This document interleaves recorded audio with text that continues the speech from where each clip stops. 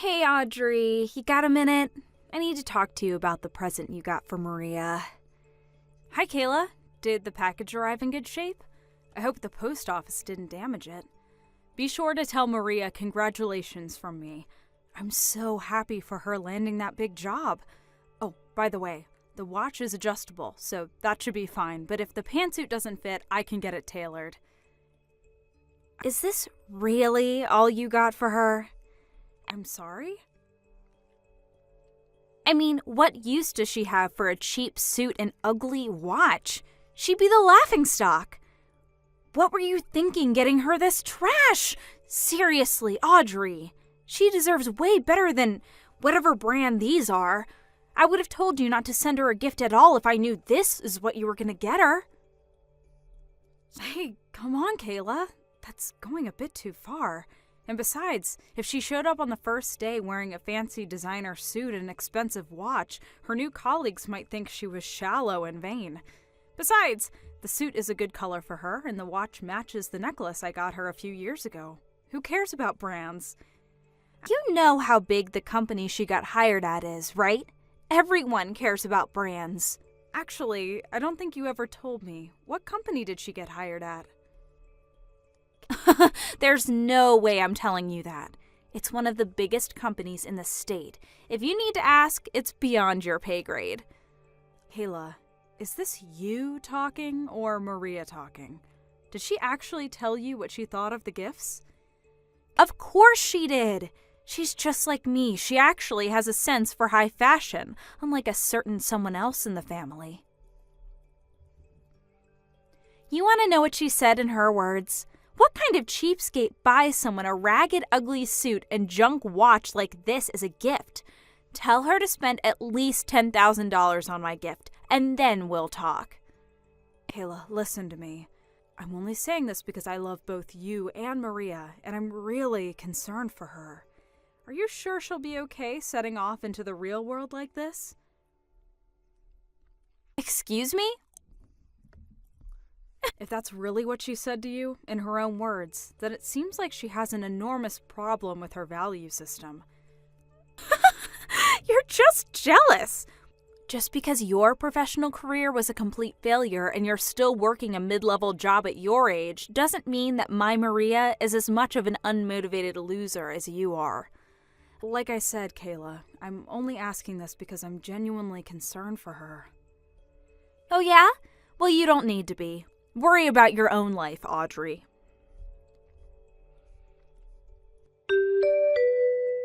Hey, John. Sorry to bother you while you're on a business trip.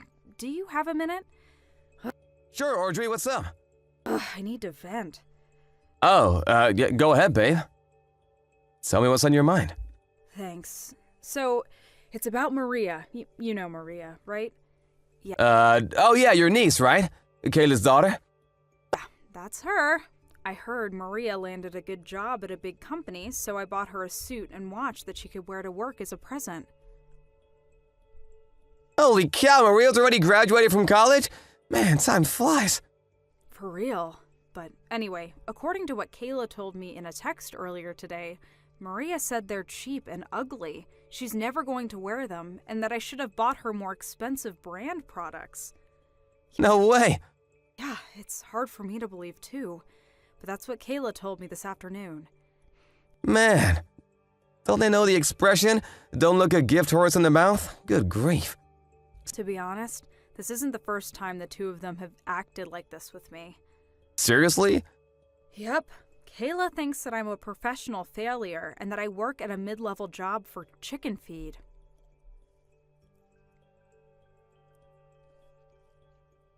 And, I mean, she's completely wrong about that and has no idea what she's talking about, but that attitude of hers seems to have rubbed off on her daughter. She started laying into me about that right after she got done insulting my present. She said that I was just jealous that Maria got a good job while I'm nothing but a loser. Man, that's nuts! What company hired her anyway? She wouldn't tell me. She said it was a secret. What? She goes around bragging about Maria getting hired by some big company and won't even tell you what it is? Yep, it's how she's always been. She's strategically secretive. She only tells people just enough to keep their attention and curiosity focused on her. What a way to live. Can't imagine she has many quality friends with a personality like that. Now that I think about it, it's been years since I've seen Maria. I can't remember the last time I saw her. Yeah, it's been a while. She's always going out with her friends, so she never comes to family events. Oh, I remember now. I'm pretty sure I saw her at a family event about 10 years ago, so that would put her in middle school, I think. I probably wouldn't even recognize her if I saw her, to be honest. I haven't shown you any pictures of her recently, have I? I'm pretty sure my mom sent me some pictures with Kayla and Maria together in them the other day. Let me look through my phone to see if I can find any. I'll be just a second. That's Kayla in the blue blouse, and Maria on the right. Huh? Wait a second. What is it, John? This might sound kind of weird, but I think I actually have seen her recently. Whoa, really? Where at? She was in the group of applicants waiting for their interviews at my company earlier this spring. I saw her name on the resume and thought it was a strange coincidence that she had the same name as your niece. But the address was in a completely different city than where I remember you telling me they lived, so I didn't think much of it. Yep, I'm 100% sure of it. That girl in the picture is definitely the same girl that I met during the interviews. Whoa, that's crazy. I bet you didn't recognize the address because she moved out of her house and into an apartment building closer to her college campus. Yeah, duh, she went to college, didn't she? Oh boy, this could be a bit of a problem. Why is that? Things still aren't finalized over at my company, so I'll go and ask the head of HR about a few things and let you know what I find out later. Audrey? Answer me, Audrey. You've got some explaining to do. Tell me what you did right now. Huh? I knew you were jealous of Maria, but I never thought that even someone as bitter as you could go and do a thing like this. Kayla, I have no idea what you're talking about, so could you calm down and tell me what on earth is going on? Maria got a call back from the company that hired her today. They said they're rescinding the offer for the position. They're going with a different applicant. Wait, for real? She just called me and told me, weeping her eyes out. That poor little thing. She doesn't deserve this. Hold on a second, Kayla. I'm gonna go check with someone who's more familiar with the situation than me. What? What do you mean? Yes. Hi there, Kayla. It's been a long time since we've seen each other, hasn't it? It's John, Audrey's husband. John? I had no idea you had my number. Yeah, it's been a while since you gave it to me. It's unsurprising that you forgot about it. Oh, well, anyway. So, do you know something about what happened with Maria? She told me the company rescinded their job offer to her. Yes, actually, I'm the president of the company that she applied to. You are? I still can't believe that I didn't even recognize my own niece. I had no idea it was Maria who had applied until Audrey showed me her picture the other day. The last time I'd seen her, she was still in middle school. And since the address on the resume wasn't what I remembered yours to be, I thought that her having the same name was just a crazy coincidence. Although, I suppose it's kind of unusual that she wouldn't recognize me. I haven't really changed all that much in the last several years. Well, besides gaining a few pounds. but that's beside the point. What? It's completely beside the point. Did you actually use your position to rescind Maria's job offer just to get revenge on me for what I said to Audrey? That's despicable. How could you? No, it's worse than despicable. That's abuse of authority. I'm gonna sue you. Well, I was quite upset by the way you spoke to my wife, and I'm not quite over that yet. But the truth is that Maria's offer was rescinded for a completely unrelated reason. Okay, well then why? You'd better have a good explanation. Didn't Maria tell you what happened herself? The HR rep who called her and informed her should have explained the reason to her. There's no way she didn't know. We discovered that Maria had falsified her resume. She did what? Our company was hiring college graduates only, and on her resume, Maria stated that she will be graduating from a university this spring. However, we discovered that she was actually a few credits short of graduating and would have to take a class this summer to make up for it. so she would not actually have received her degree by the time the job was slated to start. And since she was aware of this when she submitted her resume, we had no choice but to remove her from the candidate pool and go with another applicant. Wait, she was a few credits short? She never told me that. And she's taking summer classes? Worse, we discovered that the preliminary transcript she had submitted was a forgery, which showed her as already having taken the courses she was scheduled to take this summer. And I'd like to think I don't need to tell you this, but kind of forgery is a crime. So, in addition to rescinding her employment offer, I'd also like to inform you that we are considering filing criminal charges against her for the forgery. You can't be serious. I am serious. Can't you do anything about this? I mean, you're the company president and she's your niece. You couldn't throw your niece out to the curb, could you? Well, I would like to, but you just told me a short time ago that using my position to favor my niece would be abuse of authority, correct? Well, yeah, I did, but can't you make an exception in this one case? And what reason would I possibly have to make an exception for you? To help out Maria? I mean, think of the situation she's in now. The situation she's in now is entirely of her own doing. I've said all I have to say for now, so I'll take my leave. Enjoy your evening. Audrey, you've got to do something. Oh boy. What's wrong now, Kayla? It's Maria. She's been arrested. What? She was? What for? What happened, Kayla? When I talked to Maria about her not being able to graduate on time, she said she was only missing one class. And, well, what sort of university makes a girl delay her graduation for just one stupid class? That's ridiculous, isn't it? So she was already frustrated, and when she had her job offer rescinded on top of that, she kind of went crazy. Just a little bit. She went over to John's company this morning to confront him about the whole situation. Oh no, I have a feeling that didn't go over well. The receptionist told her she wasn't allowed on the premises and to leave immediately, but Maria said that she wasn't going to leave until she was allowed to speak to John and sat on the floor right in front of the receptionist desk. So they said they were going to call the police. And when the police came and told her to leave, she refused. And then when they tried to arrest her, she struggled a bit. Struggled? I'm pretty sure that's just called resisting arrest. What did they expect her to do when they tried to put handcuffs on her? No one likes to be handcuffed. Kayla, I know you're worried about Maria, but you need to calm down and think rationally about all this. Calm down? Don't tell me to calm down. I can't be calm at a time like this. And besides, all of this is John's fault. If he hadn't rescinded Maria's job offer, then none of this would have ever happened.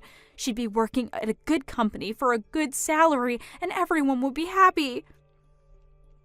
No. This is all Maria's fault for falsifying her resume and forging those transcripts. That's not just immoral, Kayla. That's illegal. Yeah, so? The only reason the company even knew about that was because John had them look into her history. He should have just minded his own business and let her join the company. But no, he had to go sticking his nose where it didn't concern him. Sorry, Kayla. Wrong again. She was going to get caught sooner or later. That's not the sort of thing you can hide forever. Not to mention, the longer it took for them to find out, the bigger a deal it would have become. So it's honestly for the best that she got caught this early on. Also, John didn't even know that Maria was one of the applicants until after they started their investigation into her history, so you can't blame this on his personal vendetta against you or anything. Maria has no one to blame but herself for what happened. But it's not her fault. She didn't deserve any of this. Good grief, Kayla. How long are you going to treat Maria like she's a kid? You are being way too easy on her. Every single time she gets into trouble, you swoop in to defend her, telling her it's not her fault and placing the blame on someone else. And that's the precise reason why she's become so shallow and arrogant, refusing to admit any of her faults. Really, this is all due to how you raised her, Kayla. That's not true. Maria's a beautiful, intelligent woman, just like me. Your lack of self-awareness aside, you're old enough to know that even a beautiful, intelligent woman won't get anywhere in life unless she has a strong sense of personal responsibility. This will be a good opportunity for Maria to find out how society really works. You can't get by with just a pretty face. There are rules to follow, manners, ethics. She needs to learn about all that stuff. And as for you, Kayla, this should also be a good opportunity for you to consider how your responsibility as Maria's mother and to give some good thought to where precisely in your parenting you went wrong and how to help fix it. Don't throw all this on me, Audrey. What about you? This is your niece we're talking about. Don't you feel sorry for her in the slightest? Don't you love your own niece? If you had a heart, you'd be doing all you could to help her out right now. Like getting John's company to drop the charges. Were you paying attention just now? I do want to help her. The problem is that you and I don't see eye to eye on what specific sort of help Maria needs. And until you can understand that, there's nothing I could do or say that would get through to Maria. Or you. So no, Kayla, I'm not going to give her the sort of help you want me to give her. Audrey, you can't do this! I'm your sister! She's your niece! I've had more than enough interaction with you for a while. Don't contact me anymore after this. If I ever feel like talking to you again, I'll let you know. John's company pressed charges, and Maria was found guilty of forgery, fraud, and finally resisting arrest. Having found out about all of this, Maria's college expelled her. It's crazy that she went this far over having to take one little class. Kayla tried complaining to her husband, demanding that he talk to John and me to get us to help Maria out in some way, but he apparently had no intention of doing anything of the sort. Quite the contrary. He told her that very day that he was divorcing her. Maria's trouble with the law had started to have a serious negative impact on his work, and his company told him that if he didn't take care of it, then they would fire him. And, well, he took care of it. I kept my word to Kayla, and I haven't spoken to her ever since I sent that last message. When I talked to my parents about what had happened, they were utterly disgusted and cut Kayla off too. And that's the story of how my sister Kayla and her daughter Maria ended up destroying their lives. With the kind of criminal record Maria earned for herself, she's going to have a seriously hard time landing any employment at all, much less a job at a good company like John's. To make up for that, Kayla's now working a double shift every day from Monday to Friday in order to make ends meet. Sucks for her, but she brought this on herself. Hey Grace, you there? I got a question for you. So how much did Dad's painting sell for anyway? Mitchell? Are you being serious right now? Are you really so hard up for money right now that you would ask me such an inappropriate question? Long story short, yeah. So how much are they worth? How am I supposed to know? Oh man, so you don't know, huh? Yeah, and I don't care to know, since I would never in a million years think to sell those paintings. They were Dad's parting gifts to Mom. Yeah, but Dad managed to make ends meet just on selling his paintings when he was alive, right? Seems to me like if he was able to do that, his paintings must be worth a decent amount. Yeah, and as long as those paintings are Mom's property and she has no intention to sell them, then they're not for sale, so it doesn't matter how much money they're worth. End of discussion. Got it? Aww. Hey, Mom. How are you doing? It's been a while since I was there, so I was thinking about coming back into town this coming weekend. Do you have any plans? I'm doing fine, Grace. Thank you for asking. No, I don't have any plans at all. Feel free to stop by whenever you'd like. You just missed Mitchell and his wife Laura. They came by this morning to chat for a while and asked me to show them your father's old paintings. They did? Why? Laura was so taken with them that she asked if I wouldn't mind giving them a few to decorate their house with. I went ahead and let them take out a couple that they liked. Oh no, Mom! You gotta get them back! Call Mitchell right now and tell him to give them back to you! Why's that, Grace? Your father left them to me, but I consider them to be heirlooms for the whole family. Laura was very interested in seeing them. I don't see what's the problem with letting them put a couple up in their house. I'm sure they'll take perfectly good care of them. I don't see anything to be worried about. Yeah, Mom, I know that those paintings have a lot of sentimental value to you and I, but you can't forget that they also carry a high monetary value. Did you at least tell them explicitly that they're not allowed to sell them? Grace, what's gotten into you all of a sudden? I think you're worrying too much about nothing. Mom, you know Mitchell as well as I do. You know he would sell those in a heartbeat if he wanted to. He has absolutely no financial skills. His paychecks are nearly used up within a day or two of his payday. And just yesterday, he sent me a bunch of messages asking me to tell him how much Dad's paintings are worth. Isn't that suspicious? I got a really bad feeling from the way he was talking.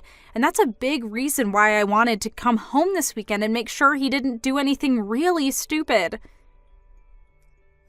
I had no idea that derelict would make his move so quickly. I should have messaged you right away after our conversation yesterday. This is all my fault. Grace, I'm telling you, you don't need to worry about a thing, dear. How can you be so relaxed at a time like this? He's definitely going to try and sell Dad's paintings. It's all over and done with, Grace. You don't need to concern yourself with anything. Huh? Wait, what do you mean it's over and done with? That's for me to know, and for you to find out. You're not making any sense. For now, you can come on down here this weekend like you had planned. I'll have your favorite cookies waiting for you when you get here. Mom, this is bad. I just got to Dad's studio, you know, the one where he stored all his paintings. Oh my, Grace, you're here already? You're much earlier than I expected. And you've caught me off guard, too. I was just about to head out to the store to buy the ingredients for your cookies. Mom, listen! The door to Dad's studio was unlocked when I got here. And when I looked inside, the whole place had been cleared out. Every single one of Dad's paintings is gone. Really? I thought this was too much for even them. But I checked the security camera footage, and sure enough, Mitchell and Laura were here last night, and they stuffed all of Dad's paintings into their car.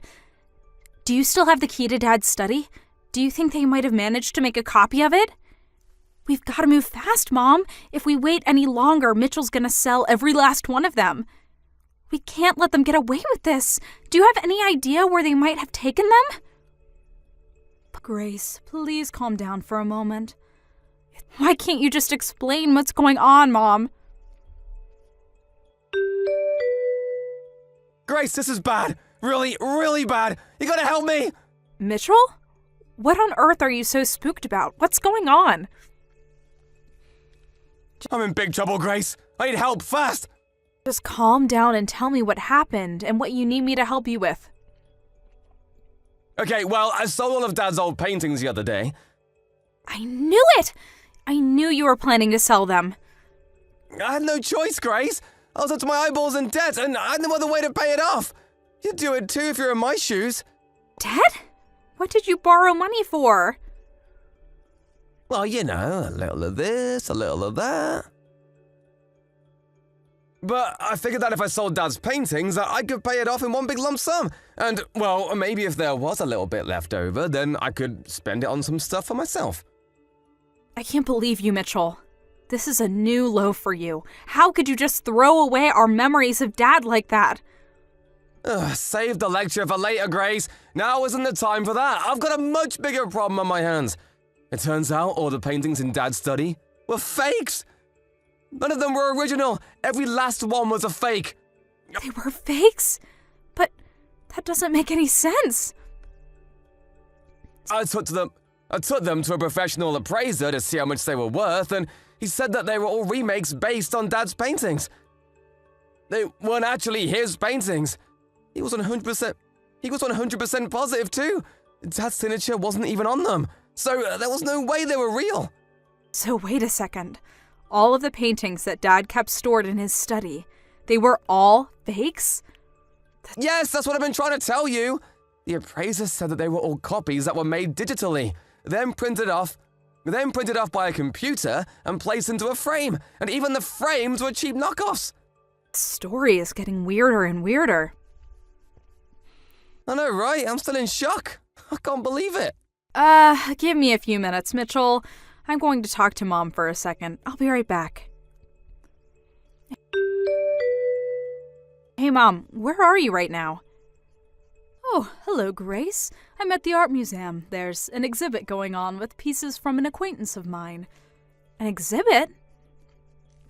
Yes, for an artist who was classmates with your father back in art school.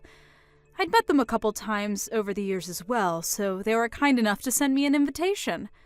But, oh, okay, well, that's nice. But I have something completely unrelated that I need to talk to you about, and it's urgent. Do you have a minute? But of course. How can I help you, dear? I just got a message from Mitchell, and he's super panicked. He said that he just took Dad's paintings to an appraiser, but the appraiser said they were all fakes. And? And? Is that all you have to say about this? I mean, is it true? There's always a possibility that he's lying and that he kept the originals, made the fakes by himself, and took them to the appraiser to cover his tracks. But I don't think Mitchell is that smart. So I guess I have no choice but to take him at his word, that the paintings he took from Dad's studio were legitimately fakes, and he's just surprised as I was. He also said that the appraiser told him that the paintings he had were all digitally drawn copies of the original that were painted off by a computer and placed into frames. Yes, that all sounds right to me. So, and this is just a guess here, but the fake copies that Mitchell and Laura took from Dad's studio, you made them, didn't you? And the painting that you said you gave them yourself a few days earlier, that was another one of your drawings, right? You're a clever girl, Grace. Well, it seemed like a logical conclusion. I knew that you worked as a background illustrator for an advertising firm back in the day, and I thought you had said something about using drawing software with a computer rather than a pen and paper. So, since neither I or Mitchell have any artistic talent whatsoever, the only other person who had both access to Dad's studio and had an art background was you, Mom. You figured that out all by yourself? Truly impressive, dear. Okay, now that that's out of the way, the last remaining question is, why did you do all that? To be honest, I felt that this would be the only possible way to teach that boy a lesson that would set him straight. Go on. It's been a hobby of mine for the last several years to take your father's paintings and do my best to recreate them digitally. Once I felt like I was getting better at copying them, I started printing them out onto full-size paper and placing them into frames to compare them side by side with the real ones. Then, the other day, your brother Mitchell came by, saw one of my most recent copies, and apparently couldn't tell the difference between it and the real one. Oh, is that the one you gave him? The one you messaged me about? Yes, that's the one. They were raving about how beautiful it was and complimenting your father's artistic ability. They seemed so convinced that it was the real thing that I just didn't have the heart to tell them otherwise. They must have taken my key to the studio and copied it when I was packing the frame into the box for safe transportation. And then, the day you came back into town, they waited until I had left the house to go into your father's studio and take all the paintings they thought were real. After that, they went down to the appraiser's place to have them looked at, and the rest is history. By the way, the appraiser they went to also happens to be a friend of your father's, and he called me after Mitchell and Laura left his office to tell me that they had brought my drawings to his store. Wow, you knew the appraiser? I guess that makes sense. It's not a very big art community around here. Yes, your father was quite the popular artist. I'd be surprised if there were any appraisers he wasn't friends with. Your father was quite a shrewd man as well. He foresaw the possibility that Mitchell would try to sell his paintings and made preparations to cut him off at the pass. He sent out messages through his colossal network of connections in the art world and made sure that any time any person tried to sell one of his paintings, that they would contact me immediately. Looks like his plan was a resounding success. Yeah, that explains why the appraiser called you. I was wondering about that. Indeed. Mitchell and Laura were still at his office when he called, so I had him tell them that the appraisal would take some more time and send them back home. Then, just today, I had him call Mitchell back and tell him the news, that he couldn't buy the paintings from them because they were fake. My guess is that Mitchell messaged you after getting off the phone with the appraiser. You said he sounded panicked. Wow! I'm really impressed. I never would have thought both you and Dad had planned for such an occasion as this. Oh, and by the way, don't worry about my paintings. The appraiser had them all returned to your father's art studio. And as for the originals, I've had them stored in a much more secure location for years now. So you don't have a thing to worry about, Grace. They're completely 100% safe. Okay, well, that does make me feel a lot better. But that still leaves the issue of Mitchell and Laura's debt. He told me that he was in debt up to his eyeballs and was planning to sell Dad's paintings in order to pay it all off. Yes, and I think it's high time I took care of that boy once and for all. What do you mean, Mom? It's just like I told you before, Grace. That boy's life took a turn for the worse ever since he married that awful Laura woman. I warned him not to marry her, that she would be a bad influence on him, but did he listen to his mother? Of course not. And look at him now, tens of thousands of dollars in debt that he used on exotic trips, fancy dinners, and casinos. Casinos? You mean he went into debt so he could gamble? I take back what I said about him. It's not that he has no financial skills. He's just an irredeemable moron. Good grief! I know how you feel, but I've made arrangements for him as well. You mean there's even more to you and Dad's plan for Mitchell? I told you that it's all over and done with, didn't I? When I said all, I meant it. I've made arrangements for Mitchell to deal with his debt. Oh boy, what did you do, Mom? I did what any responsible parent would do to turn their prodigal son back to the straight and narrow. Now, if you'll excuse me, I'd like to go back to enjoying the art exhibit. Take care, Grace. Stop by whenever you'd like. Oh, sure. Thanks, Mom. Talk to you later.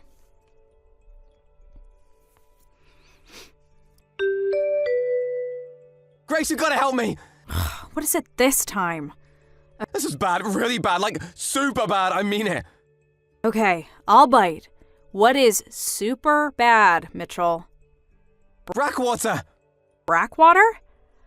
A black panel van just pulled up in front of our house and a bunch of guys with ski masks jumped out. They're saying they're with the Brackwater Company. Oh, they're the military contractor that Mom's cousin worked for a few years ago, right? That actually makes perfect sense. Now I know what Mom meant when she said she had made arrangements for you. Wait, what do you know about this, Grace? Tell me, please, and fast! They're a military contractor that operates in a lot of foreign countries that are in various states of civil unrest, and it seems like they've found their two newest recruits. Recruits? I didn't sign up for anything. Well, I have good news and bad news. The good news is it looks like Mom found you a job where you can work up all the debt you built up. The bad news is you might not be alive long enough to enjoy the debt-free life you've been dreaming of. You mean I might die? This can't be happening. Grace, you have to do something. Help me. You think I'm going to put myself on the line against Brackwater? Sorry, but I have better things to do than go up against a mercenary group like them. Didn't you watch the news? Every time someone tries to blow the whistle about their activities, they end up dying in strange circumstances. Grace, you can't let them take me, can you? Actually, I can, and I will. Grace! No! I really had Mitchell going with the whole Brackwater bit, didn't I? Well, unfortunately, the people who came to pick him up weren't a shadowy mercenary group. They were from a live-in work education program for derelict adults. Mom was aware they were coming to pick up Mitchell and Laura that night, and she pulled up in her car right after they did. Mitchell and Laura were already loaded into the van when she got there, and she was greeted to a chorus of bangs on the van walls and muffled sounds of terrified screams. She spoke to the leader of the team the two of them would be inducted into for a while about what sort of work they'd be doing over the next year, then turned and walked over to the van. Mitchell had a gleam of hope in his eye when he saw Mom coming, thinking she was going to save him from the terrible fate that awaited him. But she just went up to the window and said, "Have a good time, Mitchell," got back into her car, and drove home. Mitchell and Laura were put right to work in their re-education programs at separate facilities. They're doing everything from construction to sanitation to engine repair and all sorts of skills that might help them land a job that they'll be able to keep for more than a month or so. Hopefully, in between all the back-breaking labor, they'll find at least a little bit of time to reflect on their lives, think about how they got themselves into this situation, and make a plan on how to work their way out. Hello, Jessica. This is Roy's mother. Do you have a moment to talk? Oh, of course. What can I do for you? I thought it was about time we got together to have a discussion about Roy's estate. His estate? Don't you think it's a little bit too soon for that? It's only been a week since his funeral. Yes, I'm aware, but it's a discussion that we need to have, and the sooner the better. I'm not sure if Roy ever told you this, but he should have left a sizable amount of money to me. That boy was always good to me, and this was his final act of filial piety. I'm planning on using the money to have a pleasant and relaxing retired life. I see. So you were planning on your son's inheritance to finance your retirement. Also, Jessica, I think you should know that I have every intention to not allow one single penny of Roy's money go to you. What? You had to see this coming, dear. I heard about everything from Roy. The two of you were about to be divorced when he passed away. Am I right? Well, yes, I suppose we were. Well, then that settles it. What right could you possibly have over Roy's money? Roy is my son, and you're little more than a former roommate of his as far as I'm concerned. I will not let you have his estate. Did Roy happen to tell you the specific circumstances of our divorce, or did he leave that part out? Isn't it obvious? You were a complete failure as a wife. You used him for his money, and you never paid him any of the attention or affection he deserved as your husband. You may have cheated my son out of some of his hard-earned money while he was living, but I will not let you steal from him now. Is that so? And that's all I have to say. Now pack up your things and be out of that house by this evening. Seriously? I'm dead serious, Jessica. The house you are living in belonged to Roy. He built it with his own money. His name is on the title. And now that he's gone, that house belongs to me, his mother. There's no fighting this, Jessica. It's all written very clearly in his will. The house is mine. I'm going to be moving in there as soon as possible, which means you need to leave as soon as possible. Take all your things, leave all of Roy's, and be out of that house by sundown. And I know if you take anything of Roy's, so don't even think about trying to steal his things. Ugh! Don't be such an immature brat, Jessica. You can't seriously be planning to try and stay in that house, can you? Since you were about to divorce him and move out anyway, I'm sure you already had arrangements made for another apartment or something, so there's no reason for you to stay there. Yeah, I guess you're right. I don't really need this house. Good, then it's settled, and we have no more reason to talk to each other. But seeing as the house is getting foreclosed on today, I don't think you'll be able to enjoy living there for very long. What? Foreclosed? I'll talk to the bank to tell them that you'll be the one to hand over the keys to them. But you'll need to sign over the deed to them by tonight, so make sure you bring a pen. If you ask them nicely enough, maybe they'll even give you an hour or so to take in some of your memories of Roy. What are you talking about? Hi there, Jessica. Hope you're doing well tonight. Thanks again for everything you did with my brother's funeral. I really appreciate it. Hey there, Steph. Don't mention it. By the way, did you get over the fever you caught after the funeral was over? How are you feeling? Oh, that? Nah, I'm totally fine right now. I've been over that for days. I bet I just overexerted myself. I was already burning the candle at both ends with my work lately, and then in the middle of that I had to deal with my brother's funeral. Wow, it must have been a really hard time for you then. I'm glad you're doing better anyway. It wasn't too bad. I bet it was way harder on you than me. I know that a lot happened between you and my brother, but I want you to know how grateful I am that you gave him a proper funeral, even after all of that. It's no problem at all, Steph. And by the way, my main purpose for messaging you right now is because I heard that my mom has been pestering you with texts lately about my brother's estate. Is that true? Yeah, kinda. Is she actually still living in that house right now? Yes. Yes, she is. Unbelievable. I don't know what she's thinking. It's like she's completely oblivious to everything that's happened over the last few years and her part in it. My dad says it's like talking to a brick wall trying to talk sense into her these days. Oh, boy. I wish there was a way I could help. Well, that's actually the second thing I wanted to talk to you about. I know this is sudden, but are you free at the moment? If possible, I'd like to meet with you in person. There's a number of things I'd like to talk to you about, including what to do next about my mom. Yeah, I'm totally free tonight. I'm staying at the hotel that's right next to the bus station downtown. If I recall correctly, your house isn't too far away from here, right? We could either meet at your house or my hotel's lobby, whichever is best for you. I'll go ahead and head over to your hotel. I remember where it is. Thanks. See you then.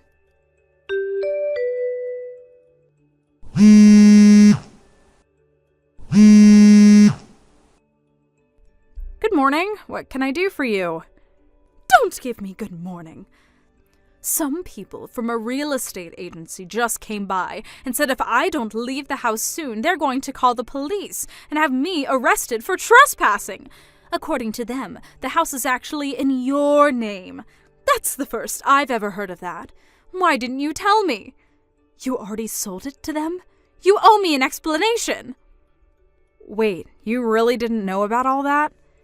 I guess maybe Roy was planning to tell you about everything once it had been finalized, but it seems like he could have at least told you the bare minimum. Hurry up and explain what you did. Just make sure you're aware that Roy and I were planning to get a divorce when he died, right? Yes, and what of it? What does that have to do with you stealing my house and selling it without my permission? I'm getting there, calm down. Next, were you aware that the reason we were getting divorced was because Roy was cheating on me?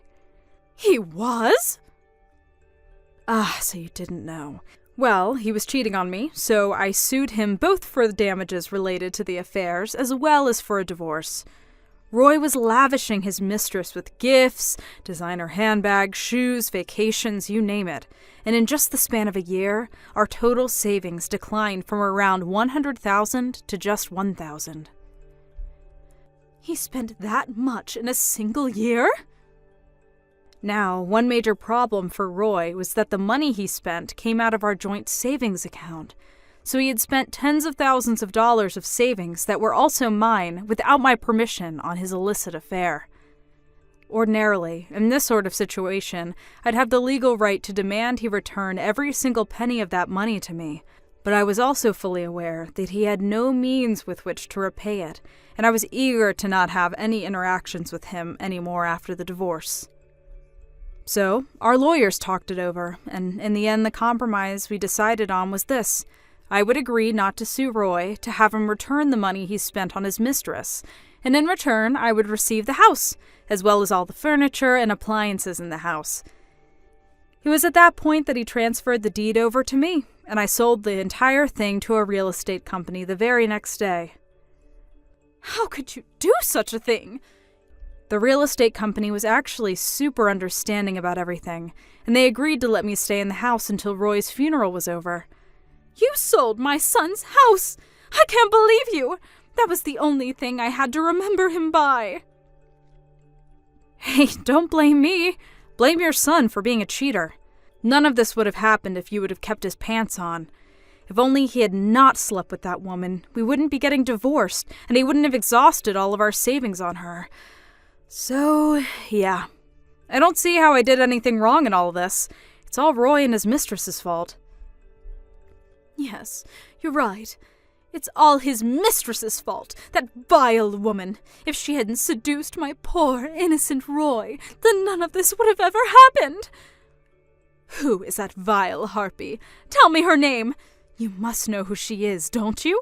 I'll go find her and give her a piece of my mind for the terrible fate she brought upon my poor Roy. I don't think you need me to tell you her name. You already know her. She's one of your friends. What? What are you talking about?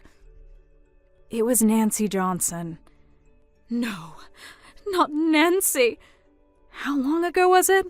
Maybe 2 years ago or so? You were going at me in your usual way, telling me I'm worthless and that Roy deserves better than me when you said, I know, I'll just have to find him a woman better than you. Sometime after that, you brought the darling Nancy Johnson, the daughter of one of your friends, over for dinner.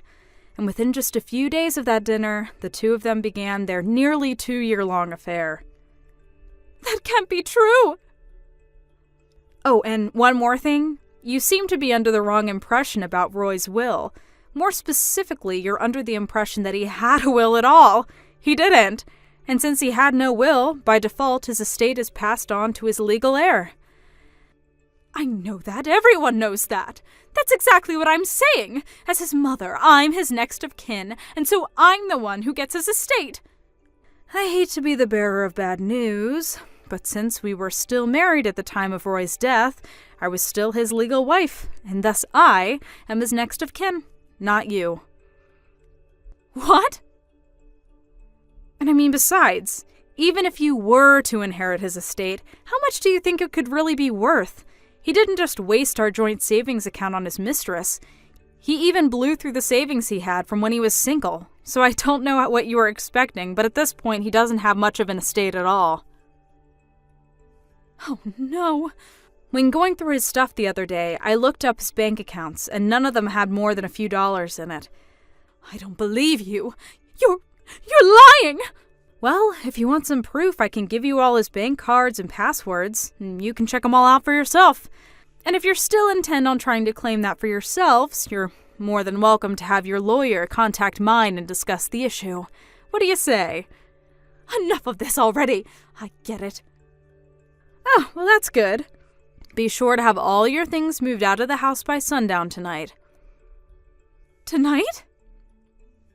You can't do this to me, Jessica. Jessica? Where are you?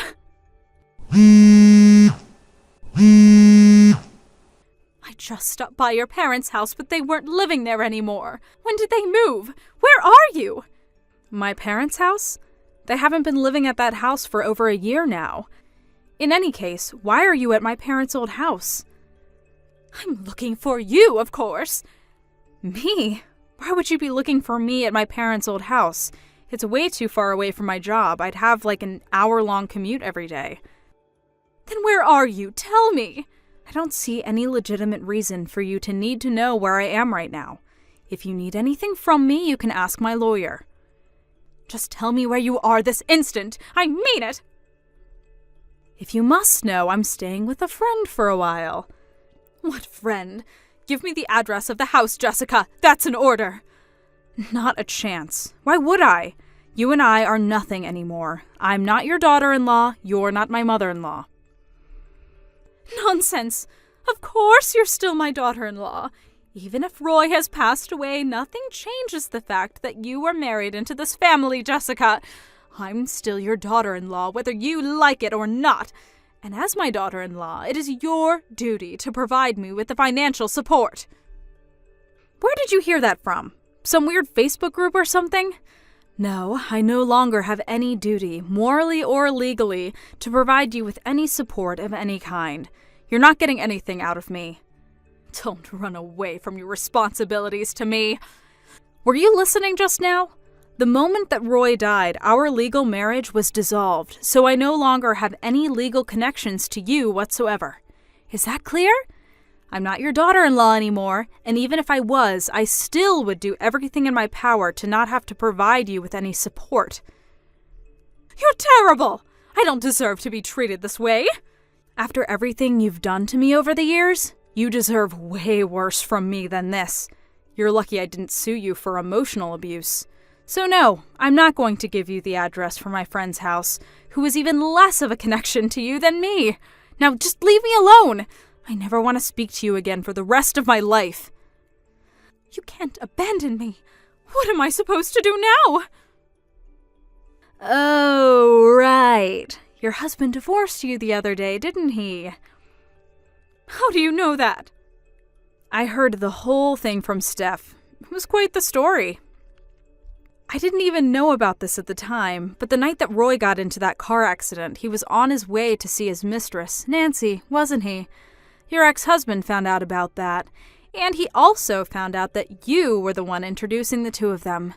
Boy, was he shocked to hear that. And the straw that broke the camel's back was when I let the two of them know that you introduced them in hopes that Roy would leave me and get married to her. Once he heard that, he couldn't take it anymore and filed for divorce the very same day. He kicked you out of the house, and when you tried crawling to Steph for help, she cut you out too. Aren't you in a predicament? But there was no way I could have predicted things would turn out like this. I'll give you that much. I wouldn't have seen it coming either if I was in your shoes. But then, if I was in your shoes, I don't think I'd be going around encouraging my son to have an affair, and also actively bringing him women to have affairs with. Please, Jessica, you have to help me. Why? Because I have nowhere else to go. My parents are long dead, and I have no siblings. Don't you remember your wedding vows? You promised to love my son, for better or worse, richer or poorer, in sickness and in health, right? Who cares about legal connections? You're my daughter-in-law. We're eternally bound through your marriage to Roy. I know we can get along well, you'll see. Did you forget the whole "till death do us part" bit? Or that you were the one who pushed Roy into his affair, which led to the ends of both our marriages as well as his life? Well, or that you were constantly verbally abusive to me throughout the entire time I've known you? Lucky for you, your son's good-for-nothing wife is officially out of your hair forever. Jessica, you have to give me a place to live. That's an order. No. Jessica? I'm blocking you. And if you ever try to contact me again, I'll get a restraining order put out on you. Jessica! Goodbye. Enjoy the rest of your life. After that, who do you suppose my ex-mother-in-law went to for help? None other than Nancy Johnson, the woman she pushed into my husband's arms. Personally, I've gotten over her affair with Roy, partially because of the passing of time and partially because I'd already received a massive judgment against her for the affair. But it seems as though my ex-mother-in-law wasn't quite over it. She stormed in the house and screamed at her, saying, "If you hadn't made my Roy spend so much money on you, he would have had some left over for me." And then she started breaking every breakable object in sight. It's honestly kind of impressive how well she avoids placing even the smallest amount of blame for the situation on Roy, but I digress. In the end, Nancy ended up suing her and winning a hefty judgment for the damage done to her house. So, now my ex-mother-in-law is stuck with being a 70-year-old divorcee, working whatever odd jobs she's physically capable of in order to pay it off. Part of me feels bad for her, but that's a very, very small part of me. Most of me just feels like she got what was coming for her. Karma always wins in the end. Oh well, none of that is any concern of mine anymore. Now I can finally get back to enjoying a nice, peaceful life with my fiancé. We're getting married next month.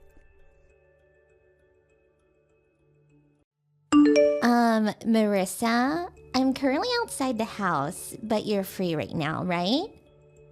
What? Oh, did you leave the house, Michaela? Come on, I'm 27 and I know there's an age gap between me and my husband who's 43. I heard that he had a single sister who was 1 year younger than him, so I was prepared to live with a sister-in-law who was older than me, but... What's your point? I never thought you'd be such a failure. Are you seriously 15 years older than me, but unemployed and still single? Do I look like that much of a failure to you? I mean, you never do anything, right? It's the afternoon of a weekday, but you've got no plans. I mean, I guess right now I have nothing to do, but I have to prepare for my trip to America, so it's not like I'm always not doing anything. Are you sure you need to go to America? What do you mean? I'm telling you not to go. Huh? It'll cost a lot of money, right? Well, I guess I have to pay for the airplane tickets and stuff, so it will cost some money, but... Don't you think that's not something an unemployed person can just do without the permission of others? It's true that I'm not working currently, but I explained that and also why I was living in my parents' house when you moved in, right? You did tell me, but it's not a reason to go to America. Even if you say that, I can't just not go. Oh my god, I didn't text you to talk about this. I wanted to tell you to do all the household chores if you got nothing to do. I don't mind doing the chores, but you're the one who's going to make tonight's dinner, right? Just do it for me, will you? I'm busy unlike you. I know it's my turn to make dinner today, but I don't have the time for it. You have no right to complain when you've got nothing to do anyways, while I, on the other hand, am busy. Fine, I'll make the dinner for tonight. Well then, I need to go now, so bye.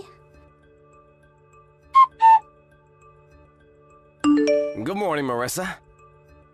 Good morning, Gaston. I'm gonna finish work with my work in Italy today, just like planned. I see. Thanks for your work. Oh, thanks. So I'll ask you again just in case. Did you get airplane tickets for next week, Tuesday? There's no need to change the date, right? Yep, it's fine. I'm done with almost all the preparation already. I see. So just as planned then. I'll go to your house on Tuesday morning and greet your family as well. Alright, I'm looking forward to it. On the other hand, though, you said that your brother who owns a business married a woman named Michaela? Who's 27 years old, right? And that she's living with you guys. Yup, she moved in 3 months ago. Apparently her parents already passed away, and the two of them suddenly married without her families ever meeting. Did you ever hear where she graduated university? Oh, she mentioned that she went to the same university as you, K University. Does she have a mole under her left eye? Yeah, she does. Do you two know each other? Unless this is just some sort of coincidence and this Michaela is a different person, then yeah, we knew each other in university. This feels like it could be trouble. Maybe we were lucky I was relocated to America. What's the matter? Sorry, I want to contact your brother-in-law and tell her something about Michaela first. I'll tell you about it later. It'll be best if I'm just making a mistake, but... This sounds important. Got it. Just tell me about it later. That reminds me, it's been 3 months since I got married and moved here. Oh, it's already been that long? You're still unemployed, right, Marissa? Yeah. So, when are you gonna get a job? Probably a bit later in the future. Now is not a good time to look for a job. Huh? You're 42 and still think that's how you think? Don't you think that's a bit problematic? Well, you say that, but I don't know what kind of jobs there'll be over there, so... What? Will you stop talking nonsense? Oh, never mind. I don't think this is impossible. What's not possible? I am biologically unable to live with you anymore, so please leave. Huh? I already told you this multiple times, but I'm leaving for America next week, so... Huh? You're talking about your trip to America again? I already told you I'm not going to let you waste my money on a trip. If you got the time to prepare for such things, then why don't you find a job? Hurry up and get a job so you can leave this house. Michaela, you're telling me not to go to America anymore and instead find a job? Do you know how difficult that will be for me? What part of that is difficult? It's easy. Just don't waste money on a trip to America and get a job so you can provide us with money. You don't have to get a full-time job immediately. It's fine if you work part-time or as a dispatch worker. It's a lot better than just being unemployed, right? Michaela, did I phrase what I just said poorly? What, you still have excuses? When I said I'm going to America, I didn't mean that I was going on vacation. What? I'm going to be moving there, which means that I'm also going to be leaving this house. That's what I intended to say, but... Huh? You're moving there? To America? Even though you don't have a job? Didn't I tell you when you moved in? My fiancé is being relocated to America by the company he works for, so I quit the job I already had to go with him. I lived in a company-owned apartment while I was working there, so I had to move out when I quit. So I was going to live here at my parents' house until I moved to America.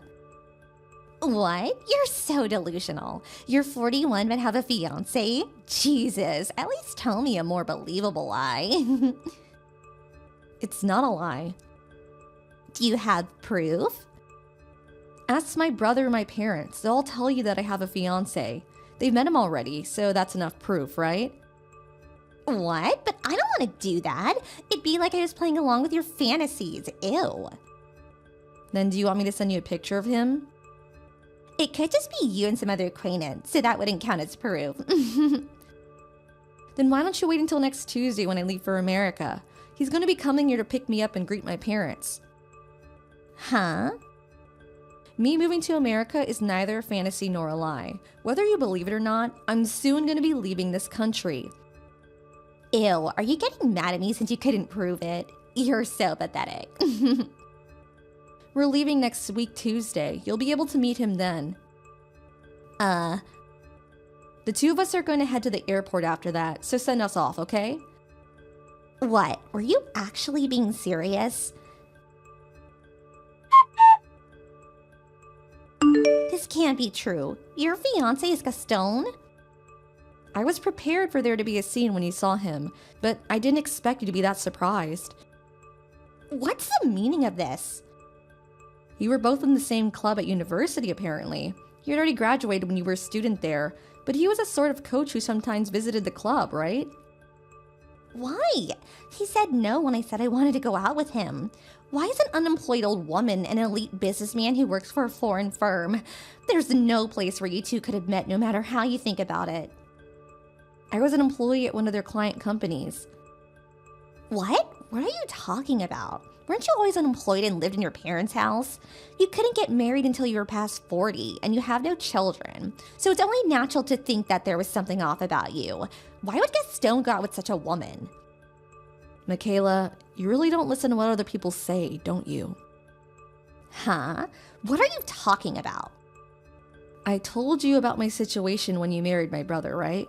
I'll skip the part about me quitting my job to go with my husband, who was relocated to America, since I already told you about that recently, but I already got married once, but got divorced because my ex-husband cheated on me. Huh? Me and my ex-husband had a child who's now 19 years old. You have a son? He now goes to university in America, so there was no time for me to introduce you to him since you got married with my brother so quickly. There are 4 main points to what I just told you. I have a fiancé who's been relocated to America, and I quit my job to go with him. I'm only living in my parents' house until he finishes his work here in Italy and we move to America. I've already been married once but got divorced. And finally, I have a 19-year-old son who goes to a university in America. I thought I told all this to you already. No way. I mean, we're going to America today, so don't bother us from now on. Oh, and it seems like my brother has something important he needs to tell you. You should probably focus on that instead. What? Goodbye. Wait, what was that about my husband? Marissa, please give me Gaston. I didn't think my husband would find out about my $70,000 of loan. He scolded me about it and made me sign her divorce papers. But if we get divorced, I won't be able to pay my debt back. So give me Gaston instead.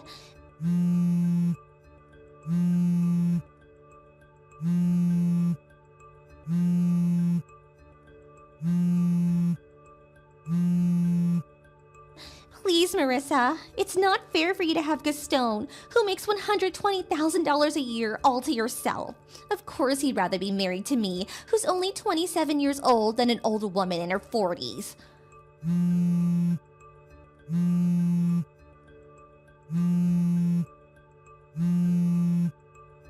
Fine. Why don't we make a compromise? I'll be married to him only until I pay back my loan. And after that, I'll divorce him and give him back to you.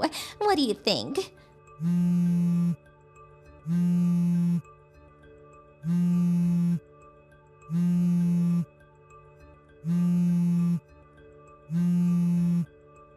Marissa, I'm making such a good deal for you. Why don't you reply?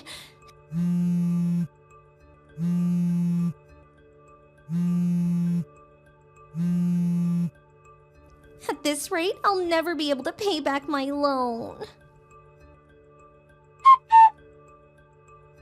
My brother was never really interested in women, but one day he was suddenly approached by Michaela and she pushed him enough that they got married soon after. Michaela didn't tell my brother about her loan, probably because she wanted to use my brother's money in secret to pay it off. Gaston was the one who told him about her debt. There was a time when Michaela was making repeated attempts to start a relationship with Gaston, but she was so insistent with her approaches that my husband got a little suspicious and did some investigation, which is when he found out about her huge debt. He confronted Michaela about this, and after that stopped trying to approach Gaston. By some strange coincidence, the two met again that Tuesday. All her secrets were now exposed, and even though she wasn't forced to pay an alimony, rumors started to spread as to why she got divorced.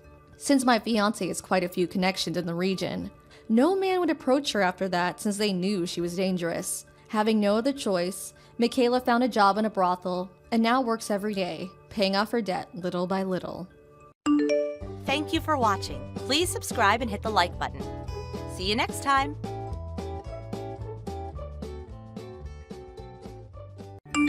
Letitia, it's been a long time. I have something I'd like to ask you, so I'm wondering if now's an okay time? Oh, well, if it isn't my little sister Blanca. The one that had her boyfriend stolen by me back in college and then ran back home to her parents crying and then ran off to never come back to us for 7 years. I remember you. I understand that I've not come home for a very long time now, but I've still kept in touch with Mom and Dad. And the only reason I moved out of the house back then is because I was already planning on living on my own. And what you did to me was just going on at the same time. And as for that man you said you stole from me, he wasn't my boyfriend anymore, and we had already cut ties to one another before you started to date him. Huh? I told you time and time again to never go out with that man because he was bad news. But you never listened to me and kept saying that I was trying to keep him to myself and that you were so glad you were able to get him from me. Huh? Stop trying to act like you never heard any of that from me. I was never planning on going back out with that man, and the reason for that was pretty clear to me, and I'm sure clear to you now as well. What are you talking about? Don't you remember how you were only ever able to go out with him on Fridays?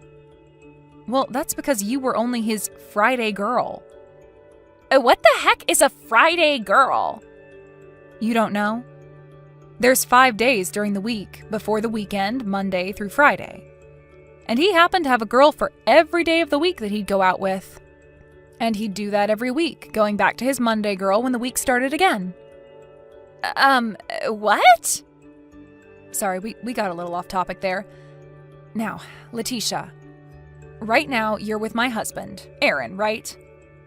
Huh?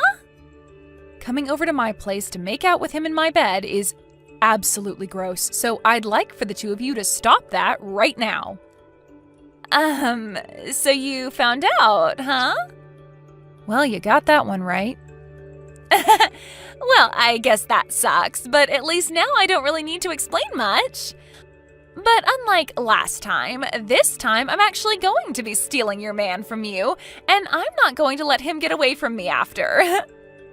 However, what makes this time even more different is that Aaron is married to you. Well, you're right about that as well. And one other thing. Just one other thing. I have something to tell you regarding me being with your husband now, and it's the perfect time for this. What? I'm pregnant with Aaron's baby. Huh? I think the day that he and I first got together was the day he got me pregnant, since we didn't have any protection then. But I'm sure that's a shock to you, since for the longest time now you've been trying for a baby, yet never got pregnant. So I'm sorry that I'll be the one carrying his kid now. I'm saying that I'm sorry that on our first try, we were able to make a baby together and didn't even have to try. And it seems that Aaron has been wanting a baby for so long now, right? Well, I don't think he'll ever be happy with a defect like you, so I'll be getting married to him now. So this is how you learned about us having trouble making a baby? I see. Well, he and I have been talking to one another for a little while now about getting a divorce and all that comes with it. Really? Every single day, he'd blame me for being the reason I could never get pregnant, and it has started to really wear me down a bit. And recently, I just don't feel like being his wife anymore. What the heck is up with that? Well, this is all great news for you two. Congrats on getting pregnant with him. Huh? Are you kidding me right now? You have no right being happy about us right now. I'm the one that's won, and you should not be happy about any of that. And if that's what you want to think, then go right ahead and keep thinking that you've won. But be aware that I will be getting a settlement from the two of you, so don't dilly-dally on that. Sure, whatever. It seems to me that Aaron is going to be paying for me as well, so you can ask for however much money you'd like from us. I mean, the guy's making around $1 million a year, so he's got the money to pay you off. I see. So that's why you ended up wanting to steal him from me then. Blanca, I'm sure you've already heard about us from your older sister, but everything she said was right. I've become a dad now, and I need to be responsible for the baby. And not just that, but I've also fallen in love with Letitia now. So there's nothing more you can do to get me to stay with you. Hold on a second. I understand that we've been married for 3 years now, and you and I have been unsuccessful at having a baby together. But remember that just a little while before, you and I went in and took a fertility test at the clinic nearby? Right now, we're waiting on the results of that test, right? So what are we going to do about that? Well, about that. As you can see, me getting your sister pregnant pretty much means that I'm not the one with the problem, so I guess it means you're the unlucky one in all of this, so sorry. Are you really sure that you getting her pregnant is the right thing to base the answer off of? I have a very good reason to doubt me being the one that's infertile. So I think I'll stick with the answer being that you're the one with the issues. Is that so? All right then. But when I get the results from those tests, you don't need to hear about them from me, right? I'm okay to keep that all to myself? Well, I already know that I'm not the one with the problems, so I don't care to listen to you tell me that you are infertile. And besides, I'm going to be the one paying you for a settlement anyway for being with your sister now, so you can go ahead and just stop talking to me from now on. I've already been given the okay from your parents, so I don't need to hear from you later that you want me back. I'm sure that my parents aren't okay with what's going on here. Rather, they don't want your kid growing up in a messed up family without a father, so they're letting you stay with her for the baby's sake. Well, what difference does that make? All that really matters to me now is if that baby is going to be a boy or a girl, and I can't wait to find out. I see. Well, I'm going to ask for a lawyer to help with the divorce papers and the settlement, so you can wait to hear things from them and handle things. Sounds good. I'll be waiting. Blanca! Thank you so much for getting divorced from Aaron. So now, starting today, he is officially my man and nobody can touch him. I'm sure you've already gotten the money from him, right? Well, if you have, that means we can stop talking about all of this now. I feel as though there might still be things to talk about later, but who cares, right? By the way, I'm pretty surprised to have learned this, but when you were with Aaron, you had a fiancé yourself, right? I'm sure I did have one, but he was only making around $80,000 a year. That obviously wasn't enough to afford me for the long haul, and seeing a man before my eyes who's making $1 million a year, well, I couldn't just sit around and let him get away. So that's why I jumped on him. I can't believe what I'm hearing, but I want to know if Aaron had to pay that guy off as well for you. Well, of course he has. But Aaron has the money to pay him, so I don't mind. And to be honest, if Aaron wasn't going to offer to pay for me during times like these, I'd leave him in a heartbeat. You seriously only care about people's money, huh? Don't feel so jealous about me getting to have him now, okay? It's only fair considering I'm the one with the better butt, and I have to say that my waist has slimmed down quite a bit. If it wasn't for those two things, I'm sure your little pencil body could have kept him on your leash. By the way, we're planning to hand in our marriage papers this week. And thank you again for divorcing him before my belly started to get really large with his baby. Oh wow, really? That's so great. Blanca, I'm finally at my final month of the pregnancy. Is that so? Well, I'm pretty busy now, so I'll talk to you another time. Wait! I can see that you may want to act all okay about what's happening here, but I can tell you're hurting from all this news. No, I'm over being upset about what's happened, Letitia. You're really going to keep trying to act all tough in front of me? I have to leave my house soon. Slow down for just a little bit longer. I have just a bit more that I'd like to talk about.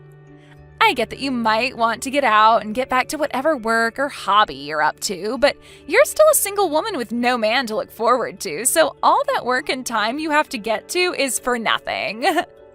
I'm serious about not having the time right now. I'm going to be late for the plans I have to pick someone up. Oh? You have to get there to see them that badly? Who is it? My boyfriend. Huh? Bye-bye. You already have another man by your side? What the heck, Blanca? What the hell is this piece of mail? What are these test results? Oh, so those finally showed up at your place then. Well, when I was unpacking all my things after moving into my new place, I happened to find that at the bottom of one of my boxes. It must have gotten in there by accident, so I'm sorry for keeping you both waiting on the news. But that's why you're only getting those results from me now. I don't give a crap about how these got here and why. I want to know what all of this means for Aaron. What does it mean he suffers from male infertility? He told me that you're the one that suffers with that crap, not him. And right before the two of us got divorced, we took some tests to see who was in trouble. But I got results back saying there was nothing wrong with me. Huh? Hold on a second. That means that I'm in trouble now. I'm the one that's got issues? Blanca, why did you never tell me all of this sooner when you got the results in?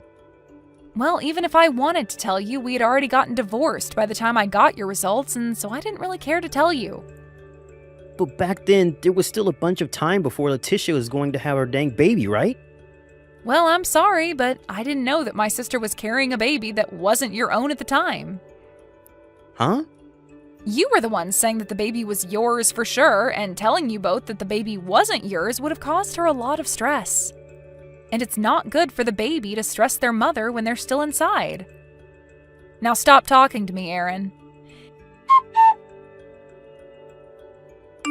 He's asking to get a divorce from me. We had to make sure that we weren't just tripping about him not being able to have a baby, and so we took the baby's DNA, and it of course showed that it's not his. When we learned that he couldn't give me a baby, I wanted to start thinking of ways to help fix him and all of that, but why the hell did you not tell the both of us this a whole lot sooner? Well, when you were talking about stealing him from me, the results hadn't come out yet for the tests we took. Seriously? Whether you were planning on taking my husband at the time away from me or not, or whether we had been divorced yet or not, I didn't know a thing about him being 100% infertile. But I'll tell you that when we were talking before the divorce, I asked him if he wanted me to tell him the results or not of the tests when I got them, and he said he didn't care. So stop trying to act as though I was trying to set you both up or anything like that, because I tried to help you both. For crying out loud! It seems that my ex-boyfriend has found out about all of this now, and he keeps blowing up my phone about wanting me to test and see if he's the father. Is that right? No matter what I try and do now, this is all screwed the frick up. Blanca, how about the two of us get remarried? After hearing that you were able to have a baby now, I guess I can't complain anymore about you, so I think it'd be fine being back together with you and all that. And I get that I can't give you a baby, but hey, at least now we don't have to worry about protection in bed, right? Well, I'm totally alright with us getting things cooking again. And I'm sure you are too. I'm going to start filling out our marriage forms and we'll be over at your place really soon. I can't wait for you to be my wife again. Blanca, what is going on here? I just went to the apartment that you and I have been living in together. And when I went and knocked on the door for you to let me in, a couple that I've never seen before opened the dang door up. When I asked the landlord what happened to you, she said the day after you and I got divorced, you moved out of the apartment with all of your things. When you do something as important as that, you have to tell me those things, okay? I even heard from your sister that you never go back to your parents' house. So where the hell have you run off to? I can't believe it, Blanca. I heard from a friend of mine that you've gotten married to another man now. Please tell me you're at your new place now waiting for me to show up, okay? You still love me and want me to be your husband again, right? Blanca. I had totally forgotten that I turned all of the notifications from Aaron off, and so the whole time he was texting me, I never saw a thing. But it's been a week now since his last text, and I have to say I think he's given up on trying to get me to come back. Now to start things off with what happened afterwards, the baby that my sister ended up having turned out to be the baby of a man she used to be engaged to before going to Aaron. Letitia tried to go back to him, asking for the two of them to get back together, but that didn't work. And somewhere along the way, her ex ended up getting custody of the baby and taking it away from her. So for the kid's sake, that's a huge win right there. Anyway, after what happened to her, she went back to her old ways of stealing men from other women, and one day wound up with a man who's in serious debt.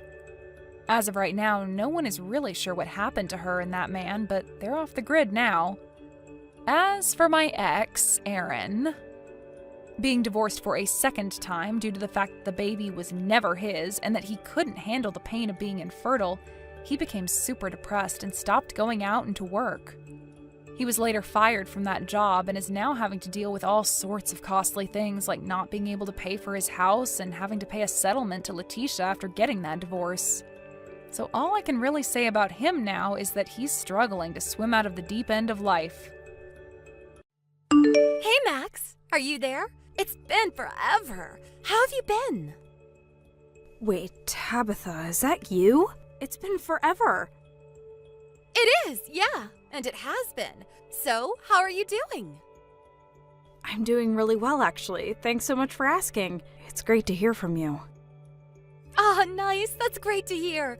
I'm glad that things are going well for you. Excellent news. Man, sorry, I just still can't get over how long it's been since the two of us last talked or even messaged each other. I know, right? I mean, it's been a whole year and a half since I married my husband and we moved away, if you can believe it. Wow, has it really been that long already? It's just so hard to wrap my head around, to be honest. Anyways, I really am sorry for not reaching out to you at all during that time. We moved in with Harry, my husband's parents, and I've been helping to take care of his mom, which has been less than fun, shall we say? To be honest, I'm thinking of divorcing Harry. Oops, did I just send that? You want a divorce already? Seriously? I mean, we don't have any kids yet or anything, so I just think it would be better to get out now while it's just the two of us. Wow, I guess that's a good point, but I'm sorry you're going through all this. Do you mind if I ask what's making you want to do something like this? Well, Harry cheated on me. You're kidding. Tabitha, I'm so sorry. That's horrible. And I even got a message from the woman he was seeing, where she was bragging to me about stealing my husband away from me and things like that. She basically confessed to the whole thing just to try and talk down to me. Sounds to me like she was just trying to start a fight with you, if I'm being honest. Well, anyways, I think I just want to leave this marriage, collect my alimony, and never have to worry about Harry again. But I know that Harry would just have none of this if I ever brought it up. And I also know that his mom would always take his side and be of no use at all. So lately, I've been thinking of maybe just separating from him for a while and living apart, while I talk to my lawyers about what my options are. I see. This is all so much to deal with. I'm so sorry you're going through all of this. I know. I was actually going to visit town again from tomorrow, and I was wondering if you wouldn't want to catch up, eat dinner, and maybe talk more about this in person? I would love that. Not hearing about all that you're going through, of course, but it would be so nice to grab a meal and catch up with you, Tabitha. Aw, you've always been so sweet. Do you know that? Okay, then just let me know when would work best to meet, since I don't really have plans yet. Well, I don't work on the weekends, so really any time on Saturday or Sunday would work for me. Got it. How about we meet this Saturday around 11 and we can do brunch? Sure thing. Do you have a place in mind you want to meet at? I know. We can go to that old cafe that we always used to go to together. Do you know the one? Of course. It's right downtown. Got it. I'll see you then. Hey, just what the heck do you think you're doing with my wife, huh? I'm sorry, may I ask who this is? I don't have your number saved in my phone, it seems. What do you mean, who is this? This is the wife of the woman that you're seeing, and I want to know what your problem is. I'm sorry, but that doesn't really tell me anything at all. My name is Harry. Does that ring any bells for you? Harry? Oh, you mean like Harry, as in Tabitha's husband, Harry? No, duh, you little creep. Quit playing dumb with me. I'm not in the mood for it. You know, we've actually met before. It was at your wedding. I didn't talk for very long, but I remember shaking your hand. Well, I have no idea who you are, but you have still got some serious explaining to do. I know what you've been trying to hide, so don't bother pretending like you don't know what this is about. I really do have no idea what this is about, though. I know that you're having an affair with my wife. You think I'm having an affair? With your wife? That's right, and you're going to pay for it. Max, are you there? Are you okay? I heard that someone attacked you on your way home after we said goodbye to each other after lunch. Who did you hear all of that from? I heard it from my husband. He called me and told me all about it. He told me that it happened basically right around the corner from the restaurant. Are you hurt? Is it really bad? Are you okay? I'm hurt. Things are stinging pretty badly, to be honest. But yeah, it's as you said, right? After you and I broke up, I turned a corner and then wham! Someone just came up from behind, shoved me to the ground, and started kicking me relentlessly. They attacked you from behind? That's right. I think that they were trying to ambush me or something like that. And then they kicked you? That's horrible! Yeah, they were kicking and stomping and totally ruined the clothes I was wearing. I think he was trying to aim for my face a few times, but thankfully I managed to cover that before he could land a blow. I ended up having to go to the hospital though, and the doctors said it might take as much as 3 weeks to recover. Oh my gosh, that's so horrible. I know it doesn't make things any better, but I'm glad that there wasn't more serious damage to you. But who attacked you, and why? Do you have any clue? I mean, why would someone do that to you? Well, I was attacked in the middle of the street, but there still haven't been any witnesses who've come forward. And I think my attacker sprinted off as soon as he was done, so I have no idea who he really was, but... But what? You think you might have an idea of who could have done this? I do, and I think it might have been Harry. Your Harry, to be exact. You're kidding me! I don't know for sure, so I'm not making any accusations. But as soon as we left the restaurant, I got some strange texts from a man who was calling himself your husband. You got messages from Harry? What did they say?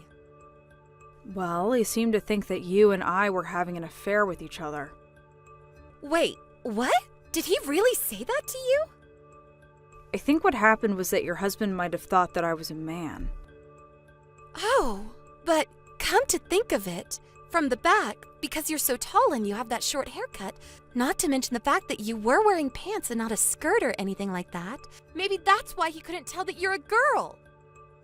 He might have been so mad in the moment that he didn't even bother to check who it was he was attacking. Although, to be honest, I don't really want to try messaging that number at risk of anything else possibly happening. But I had no idea that you two had each other's numbers. Well, we don't at all. But maybe he got my number from looking at your phone? That has to be it. And I think I might know when he did it, too. Oh, really? What do you think happened? Well, the night before I decided to leave the house, I left my phone to charge by my bedside table. But when I woke up the next day, my phone had moved to different places on my nightstand. I thought that I might have just moved it without remembering and didn't really think much of it. Except now that I think about it, it must have been Harry who touched it. I'm so sorry, Tabitha. It was under my nose this whole time and I didn't even know. And now you got hurt because of it. I did get hurt, yes, but I really don't think you should blame yourself for any of this. You had no way of knowing this would happen. But has Harry said anything to you about any of this at all? I blocked his number after I left the house, so I wouldn't really know. I just told him that if he wanted to say anything to me, that he should speak to my lawyer instead. I see. Got it. That's good to know. Thanks. Do you think that I should unblock him and see if he sent me anything? No, you shouldn't have to do that just for me. I don't want to do anything that could jeopardize you two getting a smooth divorce. Well, okay then. I guess I won't change anything. But just please tell me if there's any way that I can help you with anything, okay? Thank you so much, Tabitha. I promise that I will. And also, one more thing. I did report what happened to the police, and I did say that I think it might have been Harry. Oh, well, yes. I suppose that was probably the best thing that you could have done. But since there is no real hard evidence that it was Harry, I don't think that anything is going to happen right away. Still, I just wanted to let you know. Got it. Thanks for telling me. I'll keep an eye out. You take care of yourself, Max. Thanks a lot. I'll do my best. Hey, you punk. I finally figured out your name. It's Max, right? You might think that you can get away with your little affair just because my wife and I are separated and talking about getting a divorce right now. But we're still married and she's still my wife, got it? I know that you two are running around behind my back, but I know the truth. And as one man to another, I am not going to stand by and do nothing about this. I'll beat you up again and take as many times as I need before you learn your lesson. You know I'm a girl, right? Wait, what? What do you mean? I mean that I'm a girl. In fact, I think this is the first time I've ever been mistaken for a man. And just what makes you think that Tabitha and I are having an affair anyways?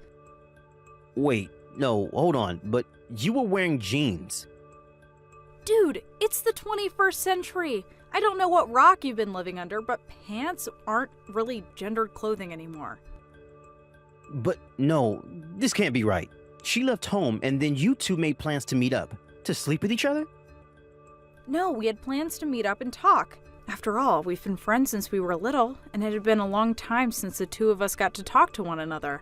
And just so you know, I happen to be already married to a man. What is going on here? What's going on is that Tabitha and I met up for brunch. You must have already suspected that she was seeing someone behind your back, and so you followed her. I assume you saw us say goodbye in front of the restaurant, but you must not have seen my face. So then, you followed me, pushed me down, and kicked the crap out of me. Does that all sound about right? But it's... Well, how do I even know that you're really a girl? What is that supposed to mean? I mean, all the kids these days are dressing funny, you can't tell who is who anymore. How do I know you're not just some really girly-looking dude or something like that?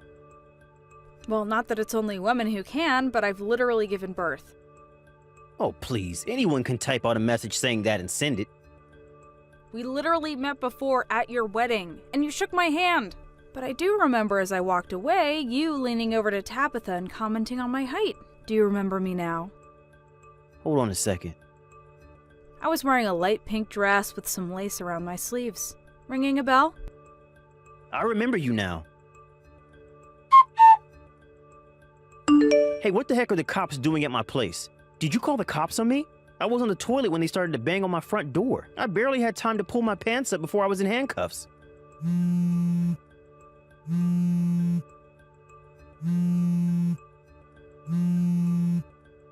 Answer me right now. What is going on here? Max! I did it! Harry and I are finally, officially divorced. Plus, I was able to sue him for his affair, and now I never have to deal with him again.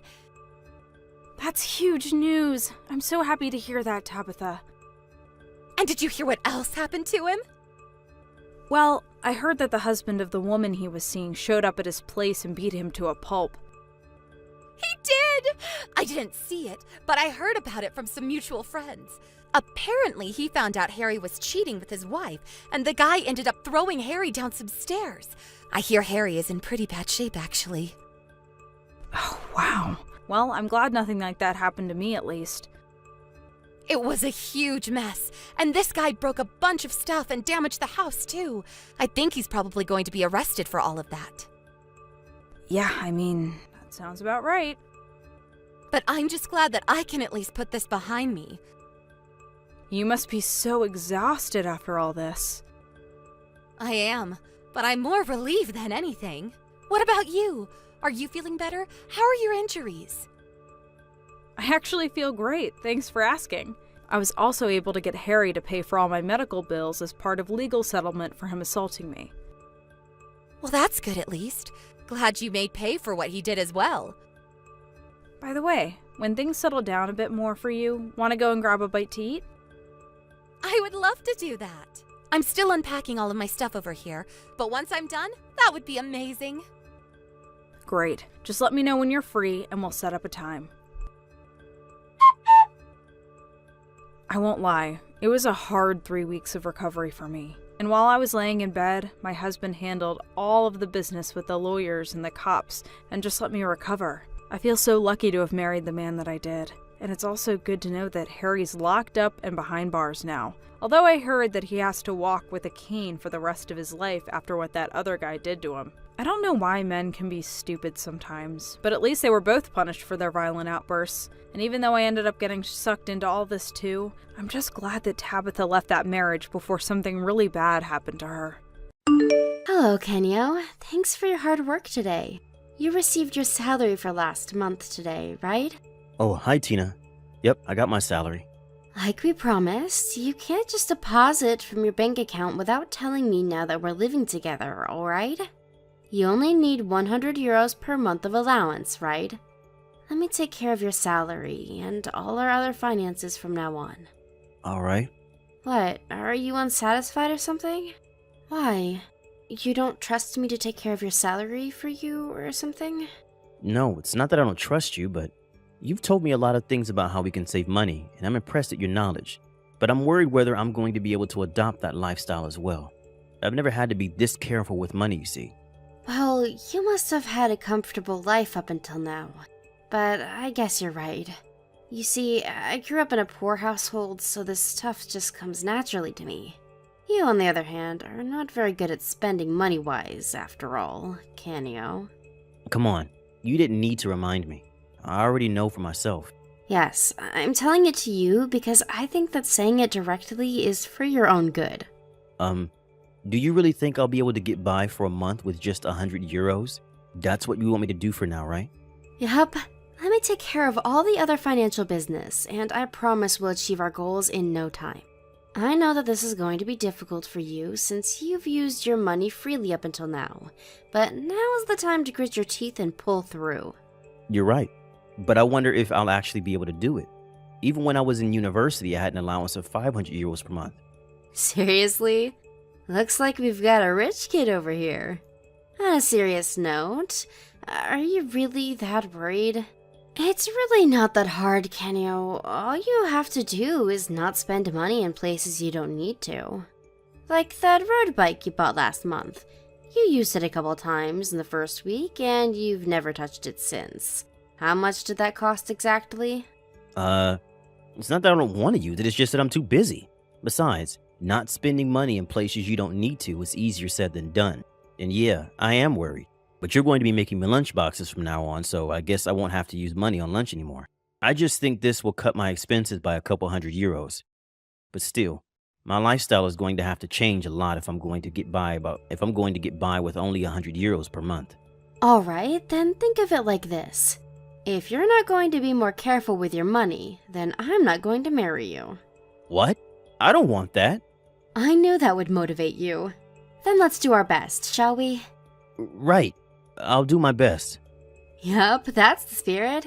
Besides, it's not like you're the only one who's going to have to be careful with money from now on.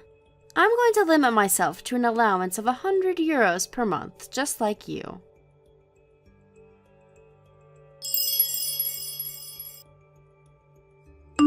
Hey, Canio. I saw that your wife made that economic lunchbox again. You seriously only have €100 per month as your allowance? What's the deal with that? Yeah, still €100. My girlfriend is some sort of money-saving expert, you see, and she wants me not to be so wasteful with my money. But it's not like I have to pay for my food expenses with the €100, and drinking parties and stuff at the company are also separate. So it's really not that bad. Yeah, but you can't buy the stuff you want to buy anymore, right? Doesn't that suck? Well, it took a bit of getting used to. It's not really that bad. You see, I was the kind of person who would unconsciously waste a lot of money on things I didn't need. I'm only receiving €100 of allowance per month as a way to... It's actually been working since now whenever I buy something, I first think to myself, do I really need this? Something I had never done before. But the most important thing is that my girlfriend's economic lunchbox actually tastes really good. I actually like my new lifestyle now. But don't we earn €150,000 a year? What's the point in going that far just to save a couple euros? I mean, it's not like a couple hundred is going to make a difference, right? Besides, aren't you a bit sad that you're starting to enjoy this lifestyle of extreme money saving? We're amongst the top earners. We don't need to live like we're in poverty or something, Canio. At least consider the possibility that your girlfriend is conditioning you to become used to a life of poverty with all this saving. Huh? Why in the world would Tina need to condition me to a life of poverty? I know it may seem a bit extreme, but Tina said she grew up in a poor household, so apparently this stuff is normal for her. That's exactly what I'm talking about. It scares me how you just believe what your girlfriend says when she tells you to be more careful with money. You're not even a bit suspicious as to why she's not letting you use your own money? Yeah, but what's wrong with not wasting money? Becoming wiser about how you spend your money can only be a good thing, right? Most importantly, though, the reason I've adopted this new lifestyle is because I'm thinking about our marriage. You just can't spend money however you want once you're married, you know? There's no reason for you to criticize me on this. Come on. What's the point in having money when you're not even going to use it? You say that you're doing this stuff with marriage in mind, but isn't your girlfriend just forcing this lifestyle on you because she wants to spend that money on her own? I don't know. So she can buy expensive bags and stuff? Huh? Are you accusing my girlfriend of using my money behind my back? I'm just saying it's a possibility and you can't just believe everything she says. I've heard of stories where guys give their girlfriends their bank account info, only for both the girlfriend and the money to disappear. Sometimes they can't even track their girlfriend down because she had been using a fake identity the whole time. I mean, as soon as she started living with you, she told you that she would be the one taking care of your salary from now on, right? That's the sign of a woman who only sees men as walking ATMs. Yes, but I believe in Tina. She would never do such a thing. All right, it's your decision, but the guys who got scammed said the exact same thing. I'm 100% sure that she sees you as an easy target. That's probably the only reason why she moved in with you in the first place. Watch it, Antonio. You can insult me, but not my girlfriend.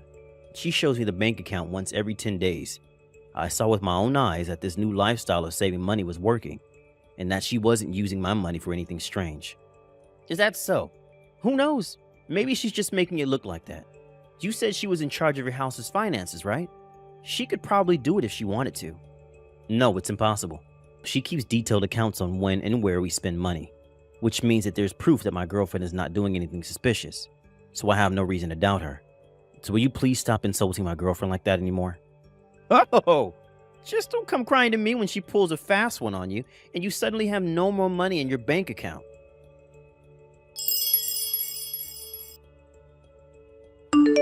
Kenyo, how was the lunchbox I made for you today? You see, we've been spending a bit too much this month, so I had to be a bit more economic than usual with your lunchbox. Don't worry, it was delicious. Really? I'm glad then. Yep, I've got no complaints. We've been spending too much since we had to buy a new rice cooker, right? Yes, it's been half a year since you started this new lifestyle, right? I'm a bit worried that you might be getting stressed out because of it. Are you sure it's fine? Yes, I'm completely fine. You always tell me whenever there are unexpected things we need to spend money on, and your lunchboxes are delicious, so I'm loving this new lifestyle. Letting you take care of our finances was a great decision. I never knew how wasteful I was with money up until now. I'm counting on you from now on as well, alright? Yep, thanks. It really means a lot to me that you appreciate what I've been doing.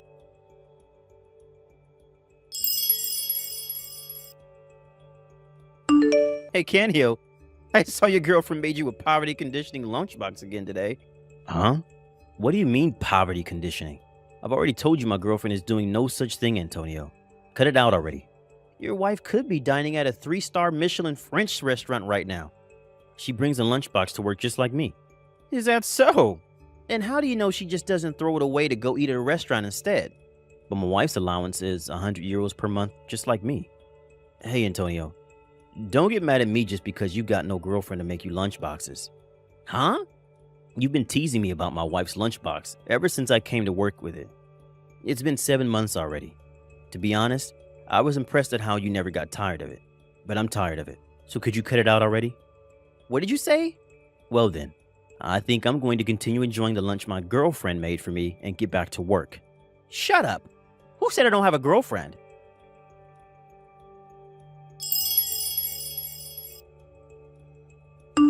Hey, Canio? There's something important I need to tell you. What is it? You see, yesterday was a day off for me and I saw something really interesting. What? Just tell me already, Antonio. I saw your girlfriend enter a luxury clothes brand with another man. Huh? You see, I was right. I told you, didn't I? Don't come crying to me, okay? You were right about what? I mean, it's a luxury clothes brand and she entered it with another man. Now for sure we know that she's just been using you as an ATM. Not only that, but she's even cheating on you. I guess you got what you deserve for not listening to my warnings, huh? It must suck to be you right now. You're talking about yesterday noon, right? The luxury clothes brand in Ginza? Yes, and? How did you know she was there? My girlfriend works for them. She's an employee at the luxury clothes brand. Huh? Seriously? But she didn't look like she was wearing a uniform to me. You must have just been imagining things. She already told me that she would be visiting the Ginza shop on company orders. That's probably when you saw her.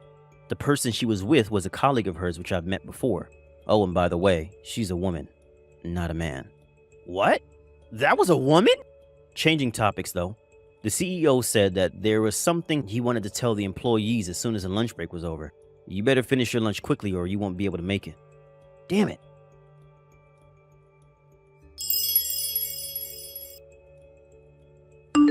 Tina, something terrible has happened. Kenyo? What's the matter? My company just went bankrupt. What? You see, the CEO of our company spoke in front of all the employees as soon as lunch break was over today and told us about how things haven't been going well for the company. He said they already did whatever they could, but it didn't work and now the company is going bankrupt. I see. That's a real shame, and I know it's going to be tough for the company employees. But for you, it's... Yep. I'm not going to let go of this opportunity. You see, I've already talked to some of my colleagues who I think will be useful. It was thanks to our money-saving skills that I was able to go into action immediately without hesitating. Because we had saved so much, we were able to reach the amount we needed faster than I expected. I'm so thankful for you, Tina. You say it like it's all my doing, but you worked hard as well, didn't you? You didn't go over your allowance of 100 euros per month even once. Yep. I'm still thankful for what you did, though. I would have never been able to do it without your knowledge, after all. Yeah, no problem. We can't let our guard down, though. We need to be careful with our money from now on as well. Just because we reached our savings goal doesn't mean you can start being wasteful with your money like you used to be, alright? Yep, got it. I'm counting on you, Tina. Canio!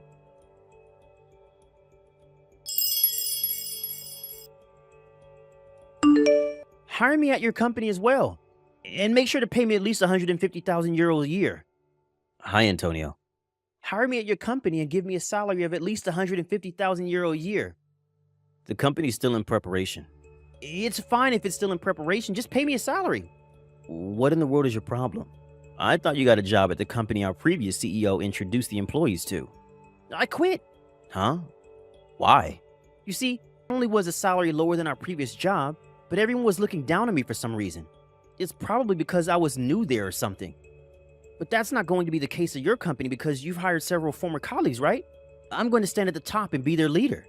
Yep, I think your attitude is the problem. I don't think they're necessarily looking down on you more than they don't want to have to put up with you or your nonsense. What? What did you say to me? Sorry, but I already hired everyone I needed. Even if we hired you, we wouldn't have any work for you to do. Fine, at least give me money then. At least until I find a job that pays as well as the previous one. But Huh? You mean without working?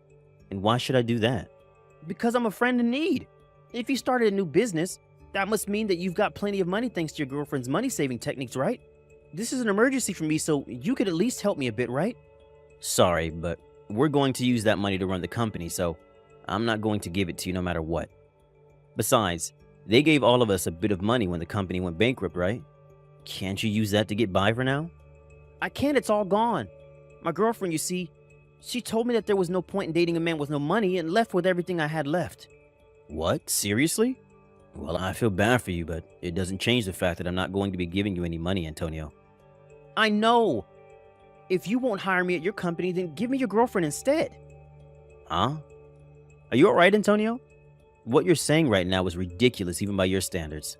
It's not ridiculous. If you feel bad for me like you say, then give me your girlfriend. She's an employee at a luxury clothes brand, right? If a woman who works at a place like that and knows how to save money becomes my girlfriend, then it's fine if I don't work. All right, I've made my decision. You're crazy, Antonio, if you think that either me or my girlfriend would agree to that. Why? I need her more than you, so it's not crazy. Give me your girlfriend right now. No, and Tina's not my girlfriend anymore. She's my wife now. Huh? Your wife? We got married recently. What? Look at you finding happiness and stuff. You got married and are now the CEO of a company. Meanwhile, my girlfriend left with all my money and I'm currently unemployed. This is unfair. Why not apply for financial support or find a job or something? Oh, and you should probably get your girlfriend who fled with your money to give it back. I'm asking you for this favor precisely because I can't do such things. It will be too humiliating. I used to earn 150,000 euros a year. I can't just go and find a new job that will probably pay nowhere near that much. There's no way I'm going to ask my girlfriend to give me the money back either. It would look like I was in need of money or something. So hurry up and get a divorce so you can hand over this money-saving woman to me. Why, you better stop messing around. Finding a job is too humiliating. But what you're doing right now isn't? Huh? Our money-saving lifestyle worked not just because of Tina's knowledge, but also because I grit my teeth and push through. Someone like you who doesn't even want to get a job won't be able to pull it off even if you have my wife to help you. But what am I supposed to do then? I don't have a job and I don't have any money left either. Then go and get a job, you dumbass. You say that like it's easy. It's not my problem. Bye.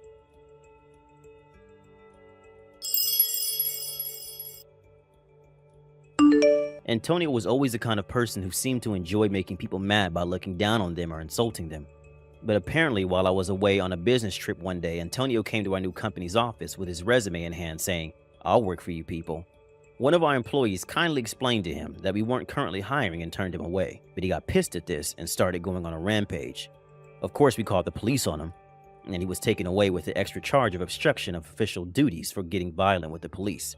At a later date, we made him pay for the equipment he destroyed when he went on his rampage, and also for obstructing work in the office. Antonio went into debt because of this, and it seems that his parents finally found out about his situation around the time and forcefully brought him home into his hometown in the countryside. Apparently, he now works at a 24-hour factory owned by his uncle, barely able to sleep every day because he needs to pay off his massive debt somehow. Hey, Brian. I'm sorry to bother you during your business trip, but I wanted to ask you about Saturday. Irene? What is it? I'm busy. So can you please make it quick? I know, I'm sorry. I was thinking about going to visit my younger brother and his family this Saturday. Do you want to come along? Your younger brother? You mean Roger? Hold on. Didn't you say his company sent him to their headquarters overseas for a few years? Is he really back? Yeah, he's back temporarily. It'll just be about 3 months or so. I think he said it had something to do with his visa, but he also has some meetings with people over here, so it was kind of good timing. I didn't actually know about all of this until a few hours ago, but he apparently got back to the country last night. Oh, well, that's nice. So yeah, he called me and asked if I wanted to come over and bring the family with me to spend some time together. Okay, well, let me think. I've got work in the morning on Saturday that'll last me until noon, I think. So as long as it's after that, sure, I can go. Great. Thanks, Brian. Do you think you could get back home in time to leave around 1 p.m.? That would be cutting it a little bit close. I'd like to have some time to shower and get some lunch. How about leaving at 2 p.m. instead? Would that be alright? Yeah, sure. That should be fine. I'll go ahead and tell Roger the good news. I'm so excited to go and see him. Oh, and by the way, what about his wife Rachel and daughter Millie? Are they gonna be home? Yeah, I don't see why they wouldn't be. Oh, you know what? That's right. This will be the first time you've ever met Millie, won't it? She is adorable. I'm sure you'll love her. Yeah, I'll bet. The last time I saw Rachel was at their wedding. I think, man, to think that Roger got sent overseas just a month after his wedding, that must have been really hard on both him and Rachel. Even worse, Rachel only found out she was pregnant after Roger had already left. They must have had a pretty rough time of things these last few years. Yeah, I can't imagine how it must have been for Rachel to give birth alone. Fortunately, she was able to move in with her parents while Roger was overseas, and they've been really helpful with taking care of both Rachel and Millie. If it wasn't for them, I don't know how Rachel could have handled all of that by herself. And to think about Roger's situation, too. They've been able to talk using video calls and all that, but he had never held his own almost 2-year-old daughter until yesterday. Wow. Roger told me that the worst part of all this is that Millie doesn't call him daddy yet. The poor guy. I'm sure it'll just take a little bit of time to get accustomed to him, though. Yeah, that must be pretty hard to deal with. Okay, I need to wrap this up pretty quick. So to confirm, we'll be leaving for Roger's place on Saturday at 2 p.m. Is that right? Anything else? Yeah, I'll need to call him one more time to make sure the timing will be all right, but I don't see why it would be a problem. So for all intents and purposes, we can consider it a done deal. If something does change, though, I'll be sure to let you know as soon as I can. Gotcha. Thanks, Irene. Okay, I gotta get back to work now, so I'm not gonna be able to respond to messages for a few hours. Talk to you later. Thanks for your time, Brian. Enjoy the rest of your day. Brian, did you really have to leave early for work? You said you'd be done after noon. We were having so much fun. Yeah, I'm really sorry about that, Irene. I guess there was a big problem at work that they needed me to be there for. But yeah, I had a great time today. It was a lot of fun. We should go back there again soon. Yeah, for sure. It had been a while since I'd seen her, but Rachel was just as chipper and lively as I remember her. And that Millie, she's an absolute doll, isn't she? I wish I'd been able to meet her sooner. She was such an angel. Yeah, she's adorable. Lucky for you, too. She took a liking to you right away, didn't she? She was playing with you just about the whole time you were there. Now that I think about it, she called you Daddy when you first walked in the door, didn't she? That was cute.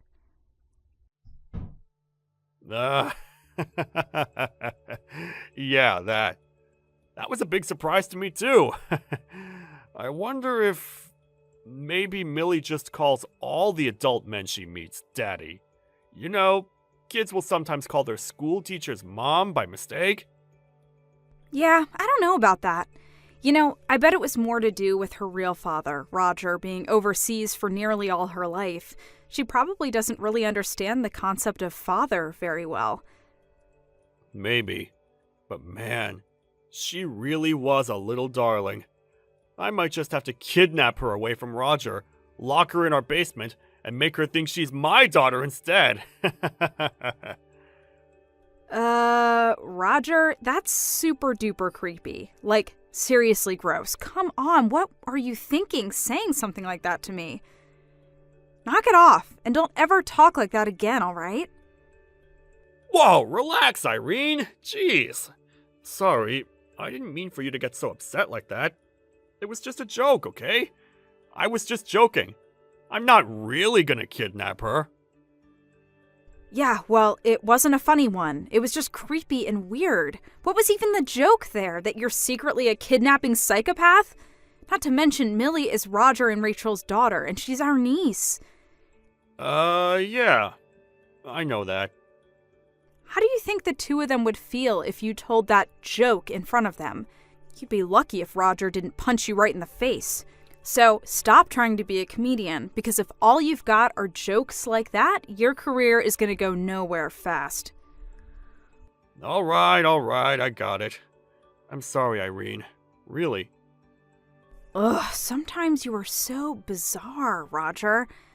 I'm gonna take a shower. See you in the morning. Okay. Good night, Irene. Hey, Roger, you got a minute? I wanted to talk to you about something. Hey, Irene. Thanks again for stopping by last Saturday. It was great to see you and Brian again. Sorry he had to leave early, though. Actually, Brian is the person that I wanted to talk to you about. Really? Is something going on with him? Well, this is really hard to say, and I know it's not going to make you happy to hear, but I'm suspicious about Brian and Rachel. And by suspicious, you mean... I think Brian and Rachel are having an affair. What?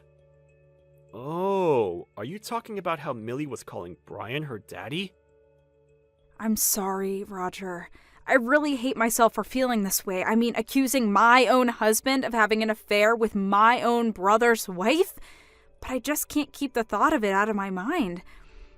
I mean, honestly, would a little girl like that really call some man she's never met her daddy?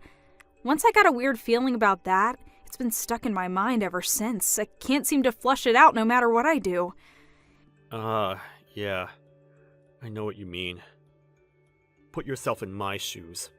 This is my daughter, who's almost 2 years old.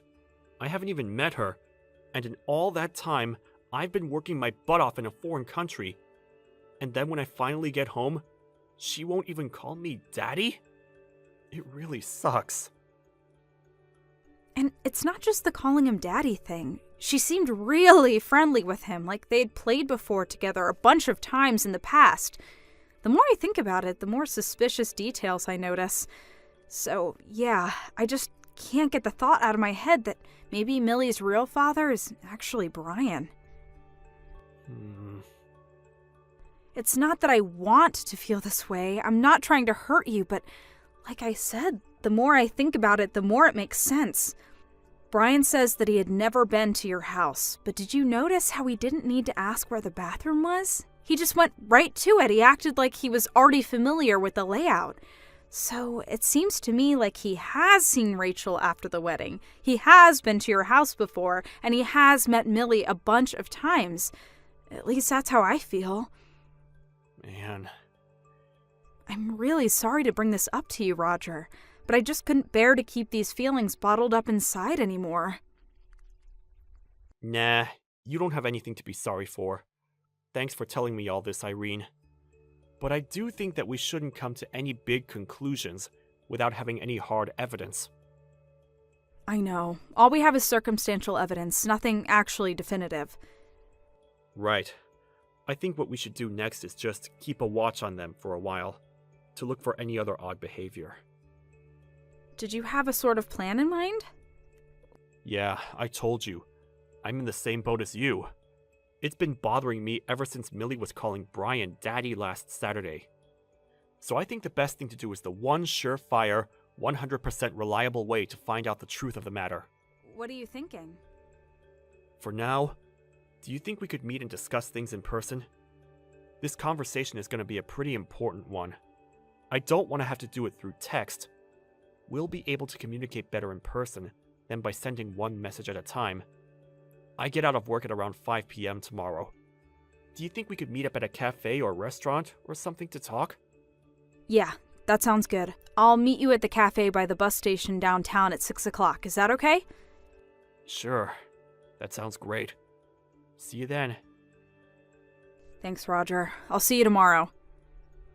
You too, Irene. Good night. Hey, Irene. Just checking to make sure you got home all right. Thanks for meeting with me today. Yep, I just got home a few minutes ago. The plan you came up with was pretty good. I think that would be the perfect way to figure out if they're hiding something from us. Yeah, and hey, if it turns out that they're innocent, then that's fine. All's well that ends well. Yeah, and if they really are incorrect, then we agree that we'll both go to them and apologize for ever doubting them, right? Yeah, if they're innocent, they'll definitely deserve an apology. Irene? What's going on here? Why did your lawyer send me these divorce papers? So they served you with no issues then. That's good to know. If you need to contact me, I'll be at my parents' house. Would you mind telling me just what the hell's gotten into you? Why are you trying to divorce me? What did I do to deserve this? I've been nothing but good to you. Nothing but good, huh? Do you really think you haven't done anything to deserve this? Really? Irene, if you've got something to say, then say it. Spit it out. Don't beat around the bush. Okay, fine, I'll get to the point. I know that Millie isn't really Roger's daughter. Actually, I'm pretty sure that she's yours. What? What in the world are you talking about? Are you nuts? Millie is Roger and Rachel's daughter. You and I both know that. There's no way I could be Millie's real father. No way? No way at all. Are you sure about that? Okay, then would you mind explaining why Millie calls you Daddy? And why you knew the layout of the Rogers house without asking? We've been through this before. She doesn't understand what it means to call someone Daddy. She only met her daddy just a few weeks ago. And as for her house, I knew where the bathroom was because I saw Roger going in there before I went. It's not like it was some labyrinthine maze or something. It was just a 2-story suburban house. She did know he was her daddy, though. They had talked on video chat countless times over the last several years. Admit it, Roger, Millie called you Daddy because you are her father. And you knew the layout of the Rogers house because you've been there tons of times before. I told you none of that is true. You're still sticking to your story, then? Hey, if you've got some kind of evidence that I'm lying, then let's see it. And if you don't have any, then I think you'd better start apologizing to me pretty goddamn quick. Do you have any idea how much it hurts to have your wife accuse you of having an affair? And having a child with her own brother's wife? What's wrong with you? Oh, I can imagine it would hurt very much to have your wife accuse you of an affair. But can you imagine how much it hurts to be cheated on, you good-for-nothing jerk? Hey, you can't talk to me that way! I do have evidence, Brian. You do? Yes, I do. First, Roger took some of his and Millie's hair and had a paternity test done. And, what were the results? The results were conclusive. Roger is not Millie's father. Next, when Roger told Rachel about the paternity test, what do you think she told him, Brian? What do you suppose she said next? I'll tell you what she told him. Everything. She told him all about your affair and how you've been going to see her and Millie regularly and about how you've been lying about going on business trips to see them. Everything.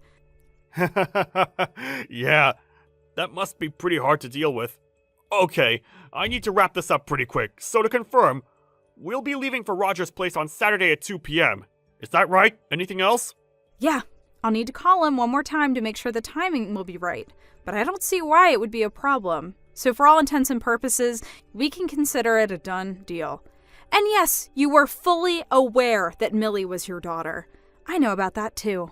So you shouldn't have acted surprised when she called you Daddy that day, because according to Rachel, you've been telling her to call you Daddy. That's not... Oh, would you just give it up already? You're not fooling anyone, Brian. Act like a man for once in your life. Damn it. Fine! I admit it! I was sleeping with Rachel. I'm Millie's father. I was cheating on you for the last 2 years. There! Are you happy now? Huh? You happy, Irene? Honestly, why did you ever agree to go to their house with me? Didn't you think that you would do something that would tip us off to your affair? Yeah. Well, I'd spent so much time talking to Rachel about how to act in order to not raise any suspicions that I completely forgot about the fact Millie always calls me Daddy. That was a pretty massive oversight. Now come on, Irene, let's talk about this. Don't divorce me! Are you joking? Did you think there was any chance that I would forgive you? You betrayed not only my trust, but my brother's trust too. Do you have any idea what kind of damage you've done to my family? I'm gonna break it off with Rachel, okay? That would solve everything! And what about Millie, huh? What are you gonna do about her? Well... In any case, there's not a single thing that you could do to change my mind. We're through. I'm going to sue both you and Rachel for your affair, and I'll be expecting a lump sum payment, so be ready for that. I suggest you get right to work sorting out the financing, because it's going to be a big judgment. Oh, and Roger's going to sue you too, of course, just so you're not surprised. Damn it! This is the worst! How can you do this to me, Irene? I'm your husband, aren't I? Don't you have any feelings for me at all? We've been through so much together. You can't just end it like this. 1, you're not going to be my husband for much longer. 2, no, I have 0 feelings left for you. And 3, I absolutely can and will end it like this. Wait, Irene! Let's talk this over first! If you want to communicate with me, you can talk to my lawyer. Goodbye. Millie's not my daughter! What the? We haven't spoken in a year, and this is how you open our conversation? You'll never believe what Rachel did to me, Irene. After we divorced, Rachel and I decided to get married and raise Millie together as a normal family. But it turns out, I wasn't the only guy she was sleeping with way back then. She had another boyfriend. And when we had a paternity test done, it turns out that Millie was his, not mine. Wait a minute. You got married without even getting a paternity test on Millie? Why would I get a paternity test? I thought Rachel loved me. She told me I was the only guy she loved. I am shocked. Shocked to find out that Rachel was unfaithful to you. Really, I am. Right? I couldn't believe it when I found out either. But anyway, I'm breaking it off with her. So now we can get married again. I missed you so much, Irene. Are you drunk, Brian? I've never seen things more clearly than right now, Irene. You and I were made for each other. Now once we're married again, will my monthly payments for the lawsuit stop automatically? Or are you gonna have to do some kind of paperwork? I bet if you could talk to your lawyer, he can tell you how it gets done. I doubt it'll be too complicated. It's gonna be so great to start living with you again, baby. Are you still at your parents' house? When can I bring my stuff over? I actually need to get out of my current apartment ASAP. I'm way behind on rent. Oh, and let's go out to have a nice dinner to celebrate.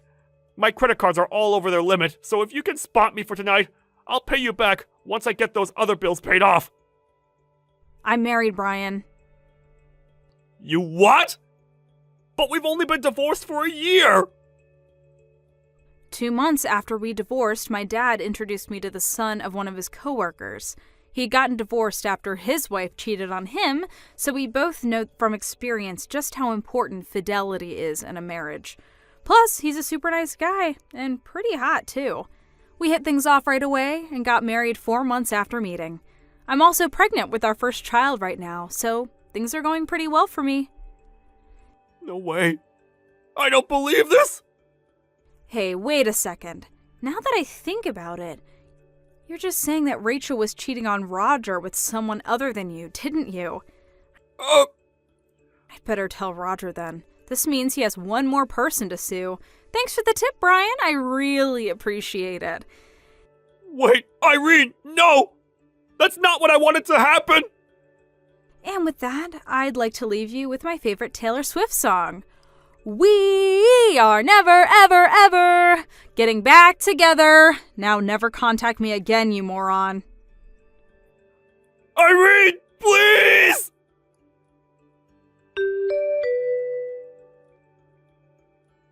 I told Roger about Rachel's other affair, and he had his lawyers get right to work on finding his identity. It didn't take more than a week to get a name and an address, so now he's in the process of settling a lawsuit with that guy. What's more is that this other guy was married too, and when his wife found out, she divorced him. Now he's got 2 lawsuits on his hands. When Rachel found out that Brian had spilled the beans about her other affair, she was livid. They got into a massive shouting match, which slowly but surely escalated into an all-out brawl. In the middle of this fight, they both fell down the stairs and hit their heads on the wall. Their neighbors heard the noise and called an ambulance, and when the 2 of them woke up, they were told that their injuries that they sustained would impact their ability to walk for the rest of their lives. To be honest, I don't really have any pity for them at all. It's really a matter of their chickens coming home to roost. But what did give me concern was the number 1 victim of Rachel and Brian's heartlessness, the now 3-year-old Millie. She was in a bad enough position being raised by those 2 soulless monsters, but now that they were both permanently and severely handicapped, what was going to happen to her? Fortunately, a family member of Rachel's, who seems to be a pretty good person, decided to take Millie in, and they're currently working on officially adopting her as their daughter. Hopefully they can provide her with the stable and nurturing home environment that she deserves.